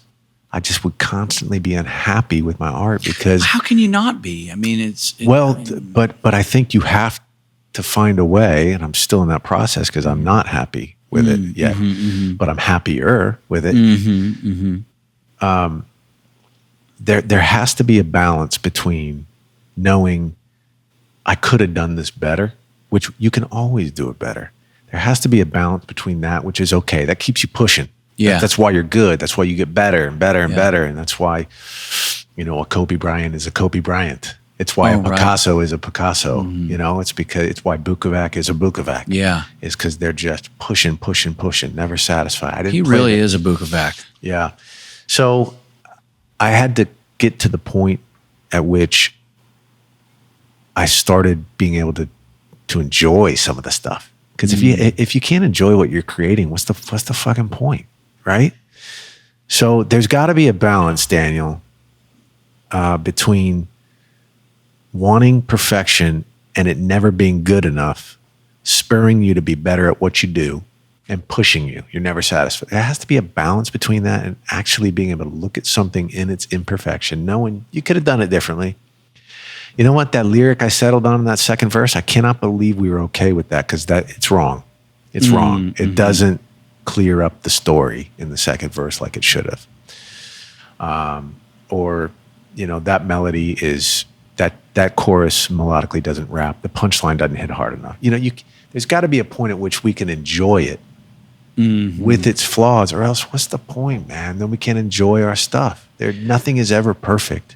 I'll tell you something that's been bugging me, and maybe you can respond and settle me down. But something that's been bugging me is I listened to this podcast, and it was I can't even tell you who it was, but it was a producer, composer, and he was saying if I don't finish a song within 72 hours of getting the initial idea, then I've lost whatever the inspiration was. So I make it a point that I've got to finish it within 72 hours of having the inspiration. And that troubles me only because I so rarely do that. Well, I don't agree with what he said. Okay. Personally, I'm already feeling better. Oh, I just felt like so relaxed. I'm not saying I'm right, but I've thought about this a lot because we all run up against it, right? Yeah. I think there are two sides to what we do. I think the first side is that inspiration, that the inception of the concept. You just feel something, and then you spew it. You spew it out. You write it. You play it. You sing the melodies. It comes out of this really, really legitimate space. Right. In your soul. Like it's your mind isn't involved very much. Right. It's just spewing out of your soul and you get it. And to me, I've always felt like I try to get as far as I can with that initial, sorry about the choice of words, but vomitous reaction, creative vomiting. I want to get as far through the process of the song as I can get when I'm writing it. And there's a point at which that goes away and I start going into my mind. And then I have to set it aside. And typically, if I'm writing by myself, and I think this is also true in collaboration, you have to transfer to the craft. So the one is the true creative, let's call it a fountain, Daniel. Let's call it a fountain. Let's call it a fountain. Let's do it. Yeah, the fountain. Yeah. All right. And the second, that might be the title of this episode. Yes, the fountain. Yeah. I like it. You have the fountain. And it might last. I'm gonna work on some branding concepts over on the side over here. Right, I mean, geyser may be better. No, I like the fountain. Okay, all right. That's good. And then at some point you have to transfer to the craft. And the farther you can get in the fountain stage, the better. But being able to transfer, once you transfer to the craft, I think you can get past those 72 hours, man. Because the fountain has already made its statement. Yes. I love that. Right? I love that. And then you lean on your craft to finish it. How many new artists and writers have you met, Daniel, that can't finish a song? They can't finish it because when the fountain ends, they don't know how to rely on the craft. Maybe 6?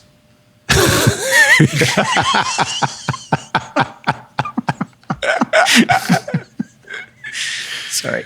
Yeah. I've met at least 9. So, but you know what I'm saying.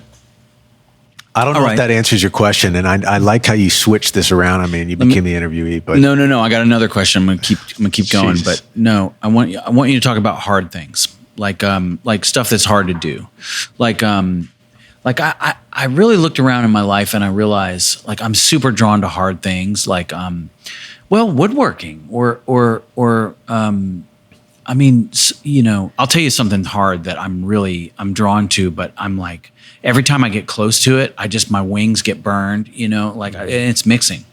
It's like, I'm drawn to it. I'm fascinated by guys like Serban Gania, who, you know, I'm one of those musicians I'm lucky to have had several things mixed by Serban. And I can't, or Sean Everett, I can't stay away from it. It's like this flame that I'm drawn to because I want to be a good mixer.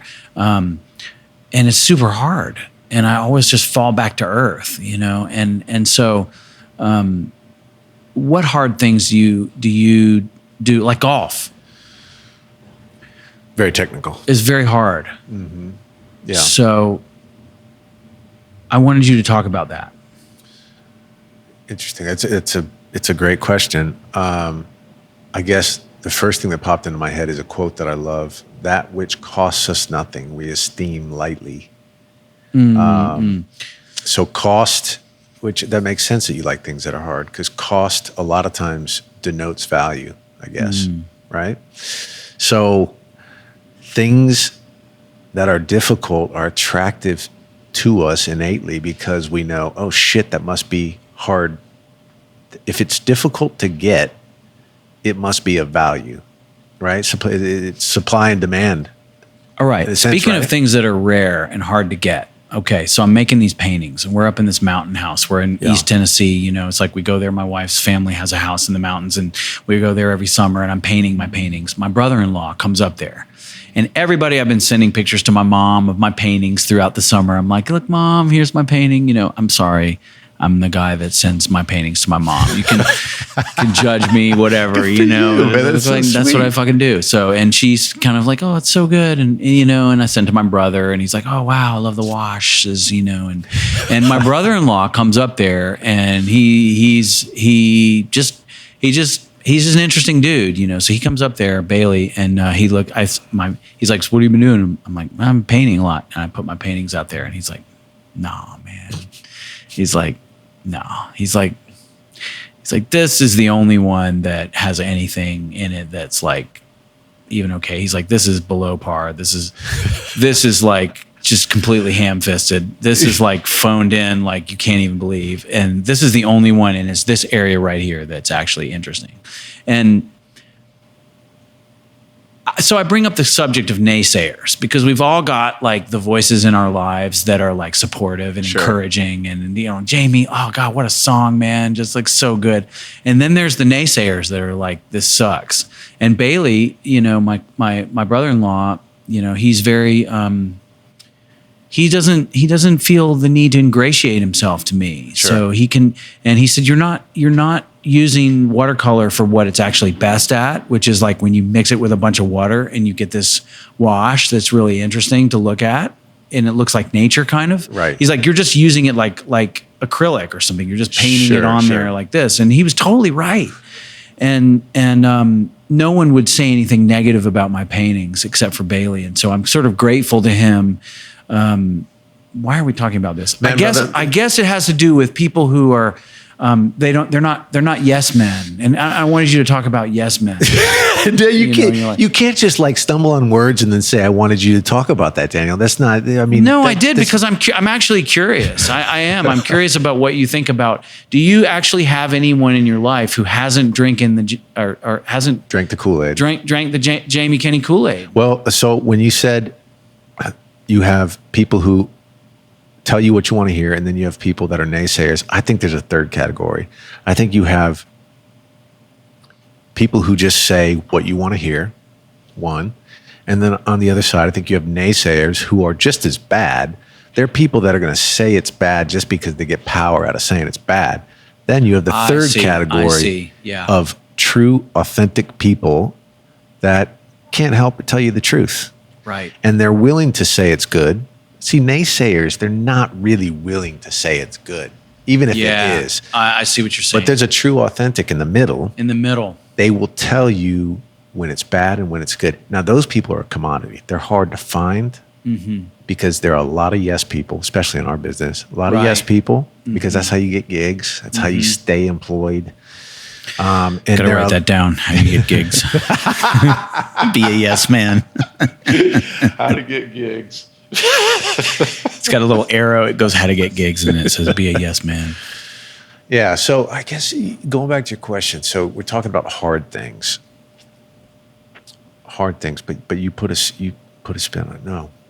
How much frustration do you feel on a daily basis? Because that's interesting to me. Like, do you feel frustrated when you pick up a guitar? Because I fucking do. I feel so. We talked about the Enneagram, and I think you have to be either a 5 with a 4 wing or a 4 with a 5 wing. Now, to people who are listening that don't know the Enneagram, that's going to sound tell them what that means. Well, a 4 is the poet and values creativity, pulls away. Me again. we. Yeah. When people go towards something, they go away from it. And then the 5 is the investigator. 4 is the need to be different. You said that earlier. 5 is the investigator. And the investigator is cerebral. They love new things. They love to research. They are the philosophers of the world. They can tend to be detached, but they also use their detachment as a strength as well. So I'm concerned about, this just came up for me, and I'm going to bring this up, and I hope that you can remember what you were going to say, because I'm concerned about the ego component of the 4. Because is it of the ego that you want to be different? Because, like, I mean, if you look at Bruce Springsteen, right? Like, he's not going like, man, I got to like play some different chord that like somebody else isn't playing. He's content to use the same chords that everyone uses. Yeah, but he's not you. No, You know, and you guys, your engines are different, and I wish they weren't. Yeah, you did. I mean, I think that guys like Bruce Springsteen. I mean, we know guys like that are satisfied with that, and they just roll with it. They just roll with it. The meat and potatoes, and they keep it simple, and they knock that shit out of the park.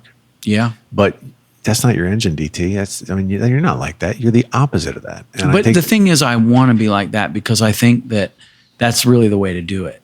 You know, when you were talking about the bass before, we were talking about bass, and there's a correct bass part for each song, whether you found it or not. Yeah, right. I think the correct way to write songs is to keep it simple and use the same cowboy chords that everybody else uses. I think that's the way to do it. Maybe. I mean, I could make a case that nothing against the boss. Holy shit, the boss. But I could make a case that if you were writing songs like that every day, that you would not be happy. Because maybe. I don't know that that's your engine. I don't know. I mean, we're all different. We're wired so differently, you know? And I remember when I was touring a lot, Daniel, I was not happy. Okay. And I was busy, and I was touring, working with a lot of different artists and just traveling a lot and whatever. And getting good gigs, and I was dead.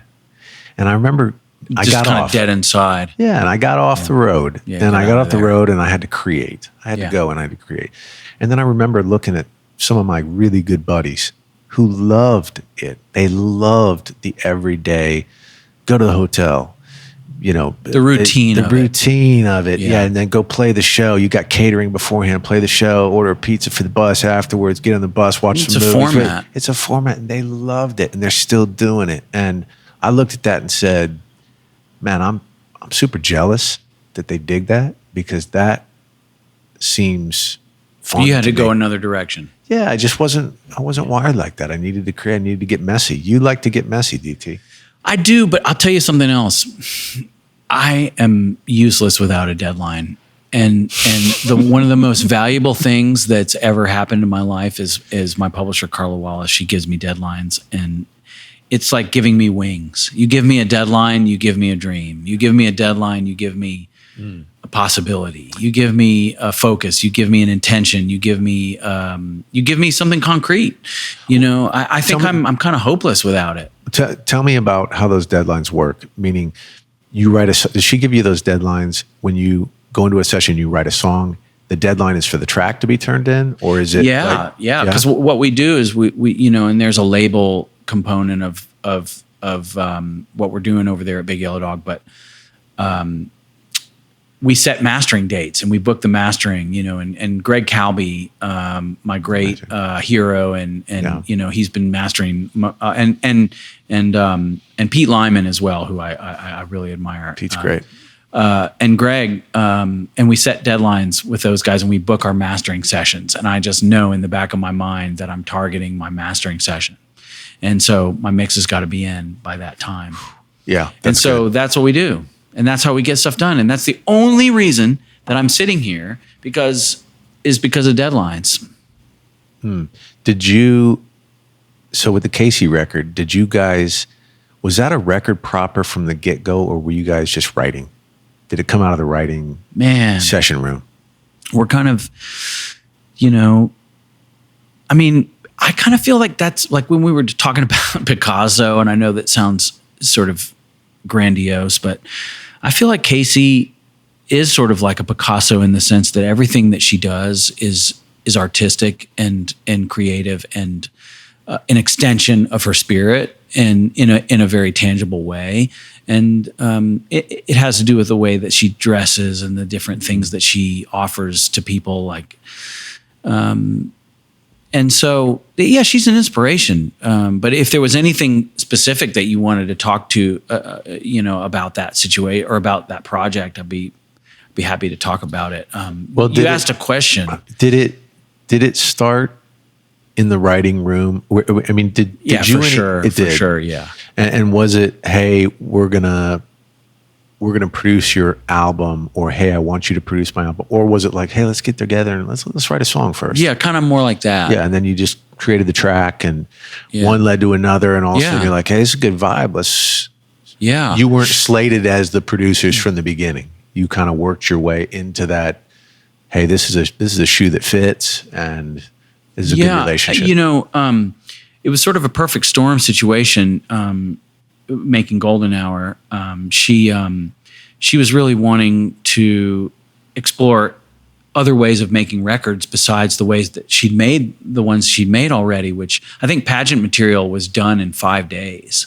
From tracking through mixing, like mastering, like the whole process of the whole album, which to me, I think that's badass. That's amazing. Because, you know, I think about, we were talking before, Meet the Beatles, things like that. I have no problem with anybody making a fast record, man. Or those Tom Petty records. Remember seeing Tom Petty, the whole band lined up on mics and they're just recording that shit, man. you know? Hell yeah. So I'm down with all that. And she was in a place where she maybe wanted to look for some more kind of custom kind of colors and ideas that didn't really have as much major seventh chords. Yeah, things like that. Yeah. You know, she came in, she was the first person. I mean, there's a little building out behind my house. And when we moved in there, my wife and I, 12 years ago, it was a garage, cinder block garage. And I said, I'm going to put a studio in there. And, you know, one day if you come over, I'll show you the garage. It's not really much to look at. It's a garage. If you could picture, you know, your grandparents' garage, but the doors are off. And anyway, there's stuff in there and we would hang out in there. And, anyway, at the same time as that was happening, and Ian Fitchuk, who is my, you know, spiritual leader, and Tolu Quinn is also my spiritual leader, my wife's cousin, but Ian, in a musical sense, suggested that we write a song.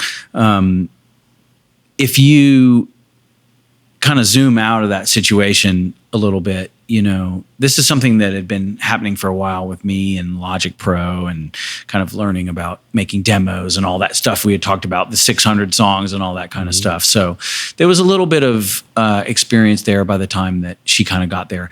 At the same time as that's happening, my father-in-law, who is in real estate, has started working with Sheryl Crow. And Sheryl knows about me, and I think she honestly feels a little bit of compassion for me as someone who's trying to kind of be a bit unique and find a place in Nashville for, you know, in this world. And she mentions to my father-in-law, if Daniel ever wants to come over and do some stuff in my studio when I'm on the road, he's welcome to. So instead of going over there and doing my own demos or whatever, I'm like, Ian and Kacey, let's go over to Sheryl's. So that's how that kind of happened. And then once we got to Sheryl's with the songs that we had started in my garage, and Sheryl's studio is unbelievable. I mean, every kind of guitar that's ever been made there's like the Gibson wall of like, there's the 59, the 60, the 61, the 62, are all J45s, you know, and it's like, and then there's the Fender row, you know, the 53 Telecaster, the 54 Telecaster, the 55 Telecaster, the 56. And it's like, she's got them all. And she's just such an amazing Sheryl. So anyway, I think there's something to be said for weather, for perfect storms, for different events happening at the same time that are influencing each other and creating this the possibility for great things to happen. Because if we didn't have Sheryl's studio and the wonderful console and the wonderful, it was a Fairchild and a wonderful 251 that she bought back when, you know, Strong Enough to Be My Man and those kind of all I Want to Do, those songs were happening, and she invested very wisely, I think, in some pieces of equipment that once we started using those, I remember Kacey saying, it's so fun to sing on this mic. It's so fun to sing, you know, just in the headphones. And so that was what, a part of what enabled all that stuff to catch fire was the kindness of Sheryl and the generosity of all the people giving their time to that, you know, Craig, Alvin. And that's such a, I feel like so a perfect storm. Yeah, perfect storm, right. when you said perfect storm, I remembered this mentor of mine told me one day at a coffee shop here in Nashville. He said, Jamie, I've always felt that and he drew a picture for me, but I'll do it with my hands. But he said there's a line of preparation, and at some point you have a line of opportunity, and they both are kind of like train tracks. I like that intersecting. He said at some point that line of preparation, when you're prepared, is going to cross that line of opportunity, and that nexus right there where they meet is the sweet spot. It's the perfect storm, right? What's involved in preparation for you? Because we talked about this before, and you said you don't make tracks before artists show up. I don't typically do. Well, when I think about preparing, if you're going to come over, I'm going to want to prepare something for you. I don't know. Sure. So, to me, there's two types of preparation. There's like the immediate preparation for a session, right? But then there's also preparation in your life. Like everything about your life, Daniel, has been a preparation for this moment. The setbacks that you've had, the choices you've made, the children you've had, the guitars you've bought, all those things, the music you've chosen to listen to instead of going out with our friends. I mean, that's one of the things for us as creatives. It's like when I first got to Nashville, I had no friends. I sat in a garage for the first 6-7 years and I made music. I never went out. And I remember occasionally when I would go out and I'd show up, people would be like, oh my God, Jamie came out of his hole, So the choices you make, the music you chose to listen to. All right. So people are listening to this and they're trying to figure out, we're sitting here talking about all this stuff. We're talking about preparation and, the perfect storm and all that stuff. But what can anybody take away from this that they can actually do something with? Because it seems very I don't know. It's sort of like people don't know Sheryl Crow. They're, it's like, I don't know. What can someone take away from this? I'll tell you what I think it is, and you can say what you think it is. But I'm getting acquainted with failure in a way that wasn't acceptable to me in my 20s, maybe. Mm-hmm. What do you think about failure? What do you think about when a project goes south and you're signed on for a producer? And this happened to me a couple times last year, but something that I was signed on to produce on, and they just didn't like what I was doing, and that was it. That was it. Mm-hmm. I failed. Yeah. What do you think about failure? Well, I think it's so important. Why? I think the amount that I've garnered from good things in my life,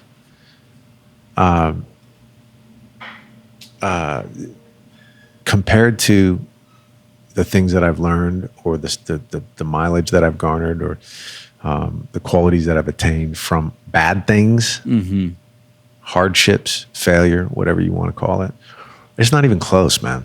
It's not even close. I'll tell you a time I fell on my face in the last couple weeks. I had written a song with Kacey and Ian, and something started tugging at my sleeve about I needed to reharmonize it and come up with some alternate bass notes for the chorus. Mm-hmm. And so I worked really hard on it, and I showed it to those guys, and they didn't like it. Really? Yeah. And just that was done. That was it. And you legitimately looked at it and said, this is better. Yeah. Better. Yeah. Now, did they prefer the original version? Yeah. They did. Yeah. Yeah. Do you still think yours was better? I don't know. I mean, I think it's a learning thing for me, because I think I have a tendency, I don't know why, but I think I'm just a bit of a fidgeter, and if I have a chance to pull that thread of that sweater, I can do that. And I think I'm learning that there's something about that initial thing that has to be honored, whether you like it or not. That's what was kind of handed down. It's like the tablets and Moses. Right. It's kind of what gets handed down initially has value. That's very hard to re-engineer, Hey, folks, thanks for listening. Once again, a big thank you to our sponsor for the podcast, Love Justice International. You can follow them on Instagram. It's at LoveJusticeINTL, or you can go to their website, lovejustice.ngo, and consider donating. Once again, thank That is lovejustice.ngo, lovejustice.ngo. Thank you. Yeah, I mean, there's something about the original, Daniel. I think you were talking about the original idea. Yeah, the original idea. I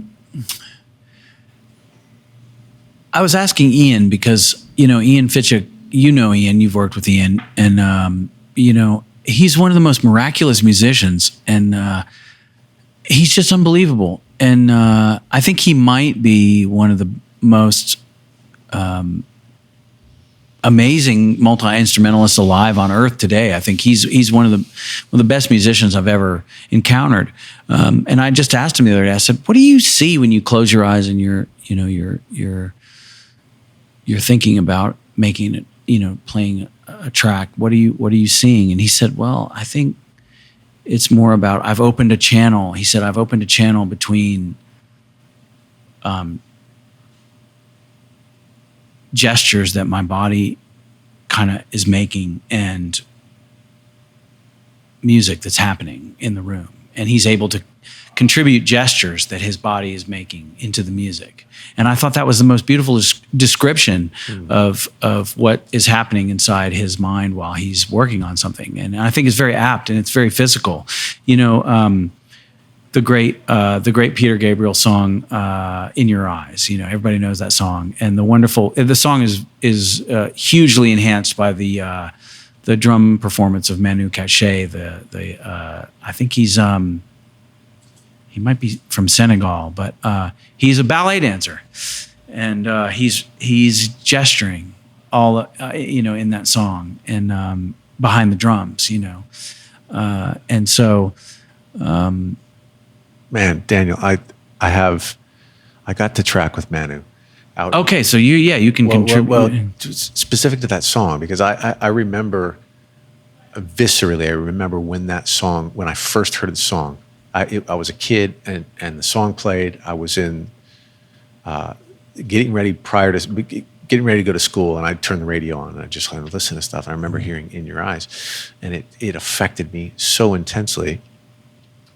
And I years later I was playing keys on an album, and we went out to Idaho, and Manu was the drummer, and we were out there for a week.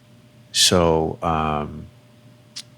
got to hang with him a good bit, and just I was smoking at the time, and so we'd all sit on the rocky chairs outside and we'd smoke. And toward the end of the week, Manu got real, he got comfortable. He trusted us. He would tell us stories. And I remember sitting on the rocking chair next to him and smoking a cigarette and saying, Manu, Peter Gabriel must be really, really grateful to you. Oh, I love that. He must be really grateful to you for what you brought to In Your Eyes. And he goes, no. I'm grateful to him because he changed my world. I owe my performance on that song to Peter Gabriel. And he told me the story. He said, I walked in, he said, Peter saw me in a jazz club, and he saw me and I was doing my thing. And he said, I was just going wild and doing my thing, being Manu, he says. And Peter saw me and he came up to me and he said, hey, I want you to come play. Can you come play on my album? And Manu was just playing he was just a kind of a common musician at that point, obviously not common, and he said, of course. So gives him the time, whatever. He sets it up at the studio, goes over to the studio where they're tracking the album, and he shows up and Peter's not there yet. And the engineer says, let's start playing the song. And so he plays the track, and Manu's kind of listening to it. I think there was probably a scratch kit on there, or drum machine. Peter was pretty adept at programming the drum stuff. And so he starts playing his thing. He plays, and he's just doing what he does. He said my mind was very engaged. And gets done. Engineer says, let's play it again. And as he starts to play it a second time, he sees Peter walk into the control room. And he's nervous. His mind's still engaged. He's just trying his best, trying his hardest, right? Gets done. And he stops, and the engineer says, hey, Peter's going to come talk to you. And Peter walks in. He said, hey, I want to tell you how I wrote this song. And he gives them the story of how he wrote the song. And I think a lot of it had to do with I think Peter Gabriel was spending time in Africa, and he was watching the kids play on the street, like the joy with which they played. And he said, we're gonna do it again. We're gonna turn the lights off, and I'm gonna stand in front of your drum kit. And he goes, I hired you because you play with your heart. You just play. I'm gonna dance, and I'm gonna move the way that I felt when I wrote this song. And I'm gonna stand in front of you, and you just watch me. And you play. You be you, and I'm gonna be me. And he said they started the track, and he said he started dancing in front of the kid, just wildly, just doing his thing. And this unhinged, just vomitous creative moment, And Manu said, he said, I turned it into myself. And he said, and I played myself. And he goes, we got done, and boom. That was the take. It was that take. And he said, so Peter doesn't owe me anything. I owe Peter. And that's beautiful. Yeah. That's a beautiful story. Yeah. It makes me think of several things. One of the things that it makes me think of is conducting.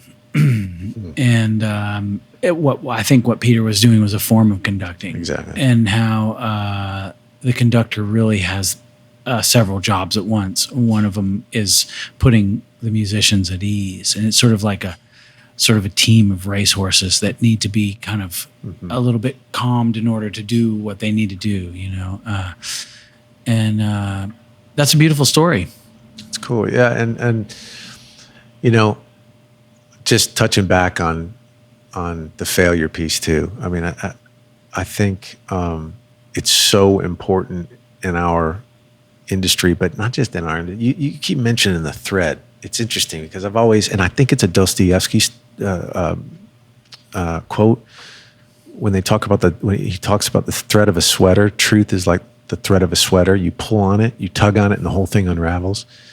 I think it's a Dostoevsky quote, but I could be wrong. Flavortown Mike may need to look that up. But all that to say, I think the concept of failure is a thread in the sweater. It's so important in music to embrace failure and to push, not just embrace it when it happens and say, how do I deal with the fact that I just fucked up or I screwed up or something bad's happened or I didn't get the gig or they didn't like my revision of the idea or the reharmonizing of the song. Mm-hmm. It's more than that. It's saying, pushing toward it, looking for ways to fail. Because if you're failing, it means you're pushing yourself to the end of your capacity. And I think it's so important. It goes back to circling back around to being curious and inquisitive. Curiosity and inquisitiveness pushes you to the edge of your capacity. And so it allows us to feel that edge. And what happens when you feel the edge of your capacity? You fail. You fail. And sometimes it's not because of the edge of your capacity. Sometimes it's just because it's subjective. Sometimes people get fired or don't get the gig, and it's not actually just. But a lot of times we fail because we push to the edge of capacity. You don't lift weights. When you lift weights, you don't do 10 sets of 10. If you want to grow, you do a set of 10, and then the next one you can only do a set of 8, and then you can only do a set of 6.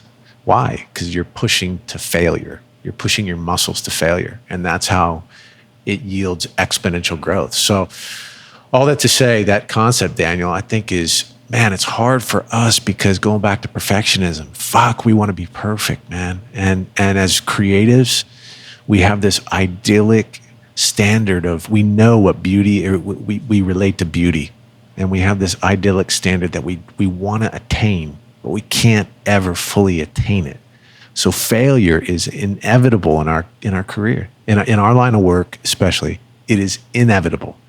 And especially because creativity is at its core subjective, So I don't know if that answers your question, but I think it's a really, really important concept that we don't just figure out how to combat, but we actually push toward it, push toward failure.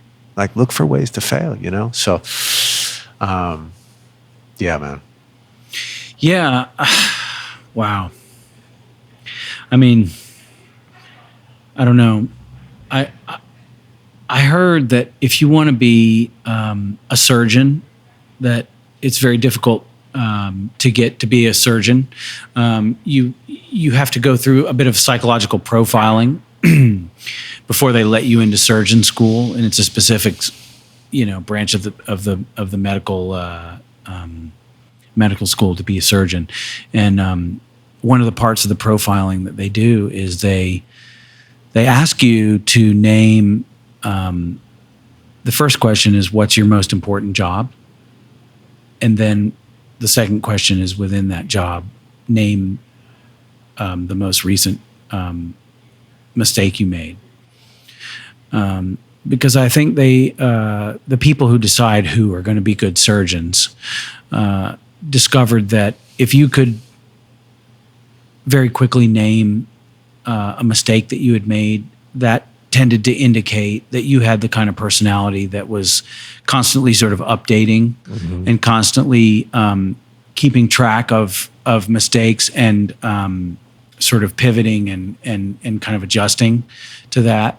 And after I heard that, I sort of thought, well, maybe being painfully aware of your most recent mistakes is not a bad characteristic, because you want to sort of be like a surgeon, because when you think of a surgeon, you think of someone with a certain amount of precision and knowledge that they can rely on to do a specific job. And so there's a lot to be admired about the lifestyle of a surgeon. Yeah. Seriously. I do not envy their jobs, having somebody's literal heart in your hands, man. How do you get up every day and live your life and do what you need to do in a dystopian time, in a dystopian environment, in a dystopian culture, in a dystopian country, and in that sort of mood? In that cultural mood, how do you get up each day and not be sort of disheartened, just sort of disenfranchised about where society is going? What are your tools for it? Because I want people to take something away from this podcast, besides sort of people saying, "Oh, here's what I do" or whatever. Like, how do you? Well, you tell me, man. How do you make your peace with enough peace to where you can go into work and sort of kind of have a bit of a daydream and sort of let your mind wander and kind of get creative in the time? Well, besides the fact that you have to, like, how do you do that? How do you do it? I know how I do it, but how do you do it? Well, I mean, I'd love to know how you do it, actually, because I'll be honest, it's not been easy. Creatively, the last 6 months for me have been very, very hard.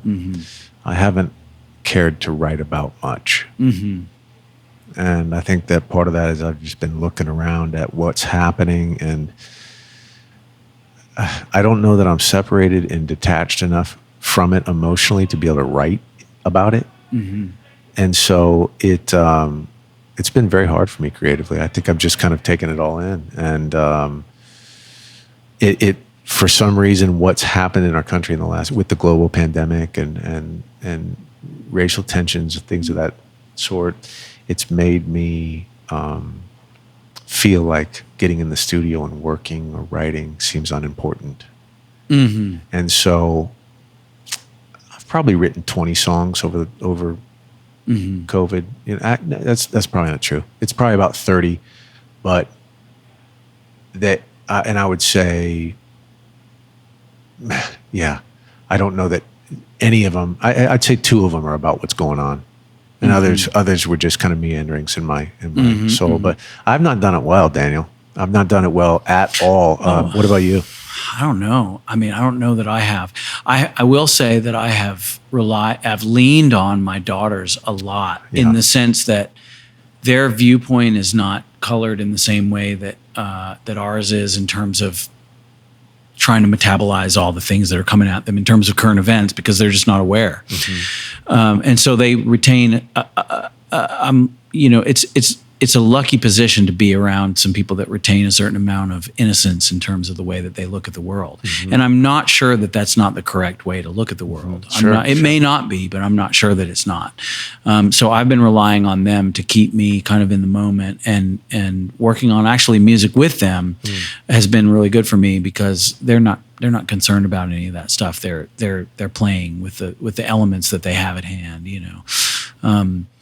But you bring up a very important thing. I mean, I think it's very hard to work in these times, and I don't think we're alone in the sense that we are not the first generation to face a conundrum like that as artists or creators. Like, I think, you know, Neil Young had to face it, and I think, you know, generations before us have had to face creating in times of great societal and cultural turmoil. I think they've the Beatles, you know, we talked about them before. I think people have had to deal with things like this before. I think we like to tell ourselves that there's never been times like this, and this is the first time that we've ever seen anything like this. And I think that's true in terms of one thing, and that is social media.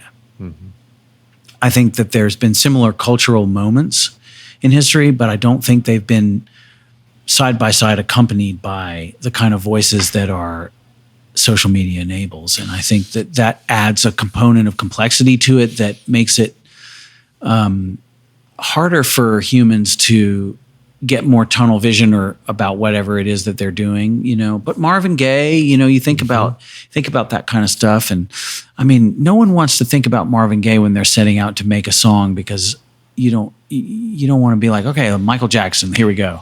You know, it's just too hard, you know, because it's just such, you want to set the bar low, and then, I don't know. Let's talk about expectations for 1 second. Do you like to set them high? Well, you know, and even going back to what you just said, Daniel, I feel like, and Mike, you can let them know if they want to. The good thing about doing one of the realities about doing a podcast in a bar is it's a bar, and they got to start setting up at some point. We're going to keep talking though, because I love it. Man, if you're talking about like, well, yeah, what do we as creatives? Where's the hope right now in terms of how do we get through this moment? Yeah,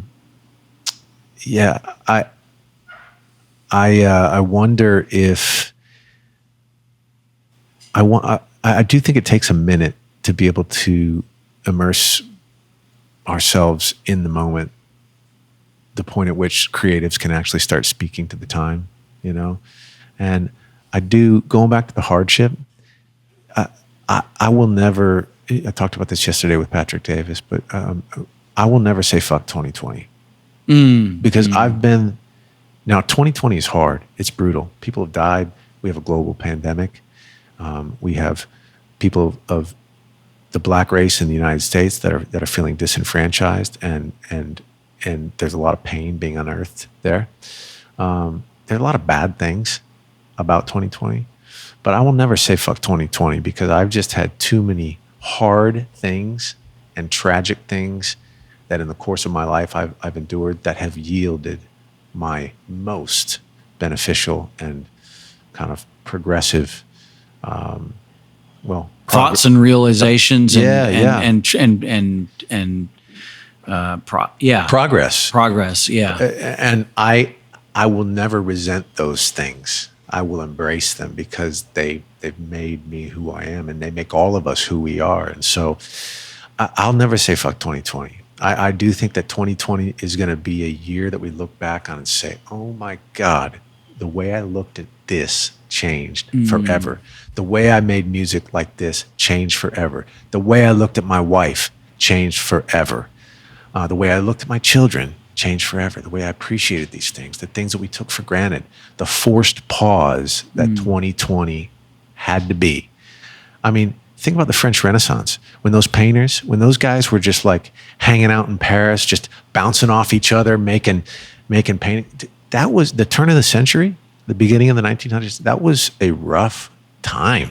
The mortality rate at that time compared to our mortality rate today, you had way less likelihood of living till you were 50 back then when they were making that kind of art. That's true. So to your point, Daniel, I mean, we're not the first people to endure something difficult. In fact, life is pretty goddamn easy these days compared to what it was 150 years ago. Mm-hmm. And so is that to say there isn't hardship? Is that to say that, one life lost or the people that we love? No, not at all. It just is to say there's a way to look at a year like 2020 and say, there is hardship and there's a lot of pain and a lot of grief, but I will never say fuck it. I'll push toward it and trust that for all of us, we're going to create better. We're going to love better. We're going to be better humans. We're going to think about that other person a little bit more. We're going to be a little bit more efficient with our relationships. I appreciate every person I see now because I realize, man, we don't get to see as many people, So I don't know. I don't know if that answers your question, but that's it, man. I mean, I don't think that there could be a better crescendo or sort of denouement of this whole thing that we've done beyond that. I mean,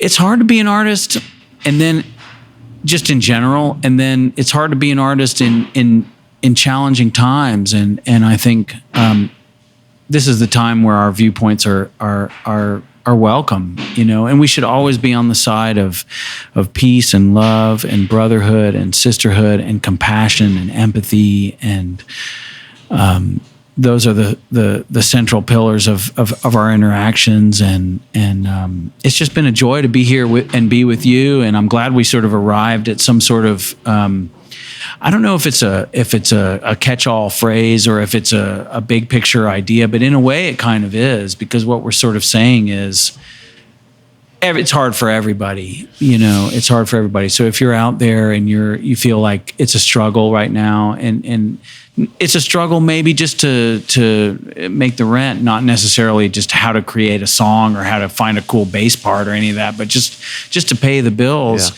Just to not feel necessarily alone in that, and that I think it's a solidarity thing with the struggle right now that it's challenging. Mm-hmm, mm-hmm. Well said, man. Well said. Well, Daniel, I truly appreciate you coming. Man, thanks for having me. You are one of the originals, and I truly mean that. I feel like if anybody is out there and you're wondering if there is hope for music in the city of Nashville, where there's tons of great music made. Daniel Tashian, your music and your musicality is the fact that you could find that place in commercial music and do your thing when you're as deep as you can get on the music side. You're as deep as you can get creatively, and yet you found a way to do this and do it for a living, take care of your family, and be excellent at it.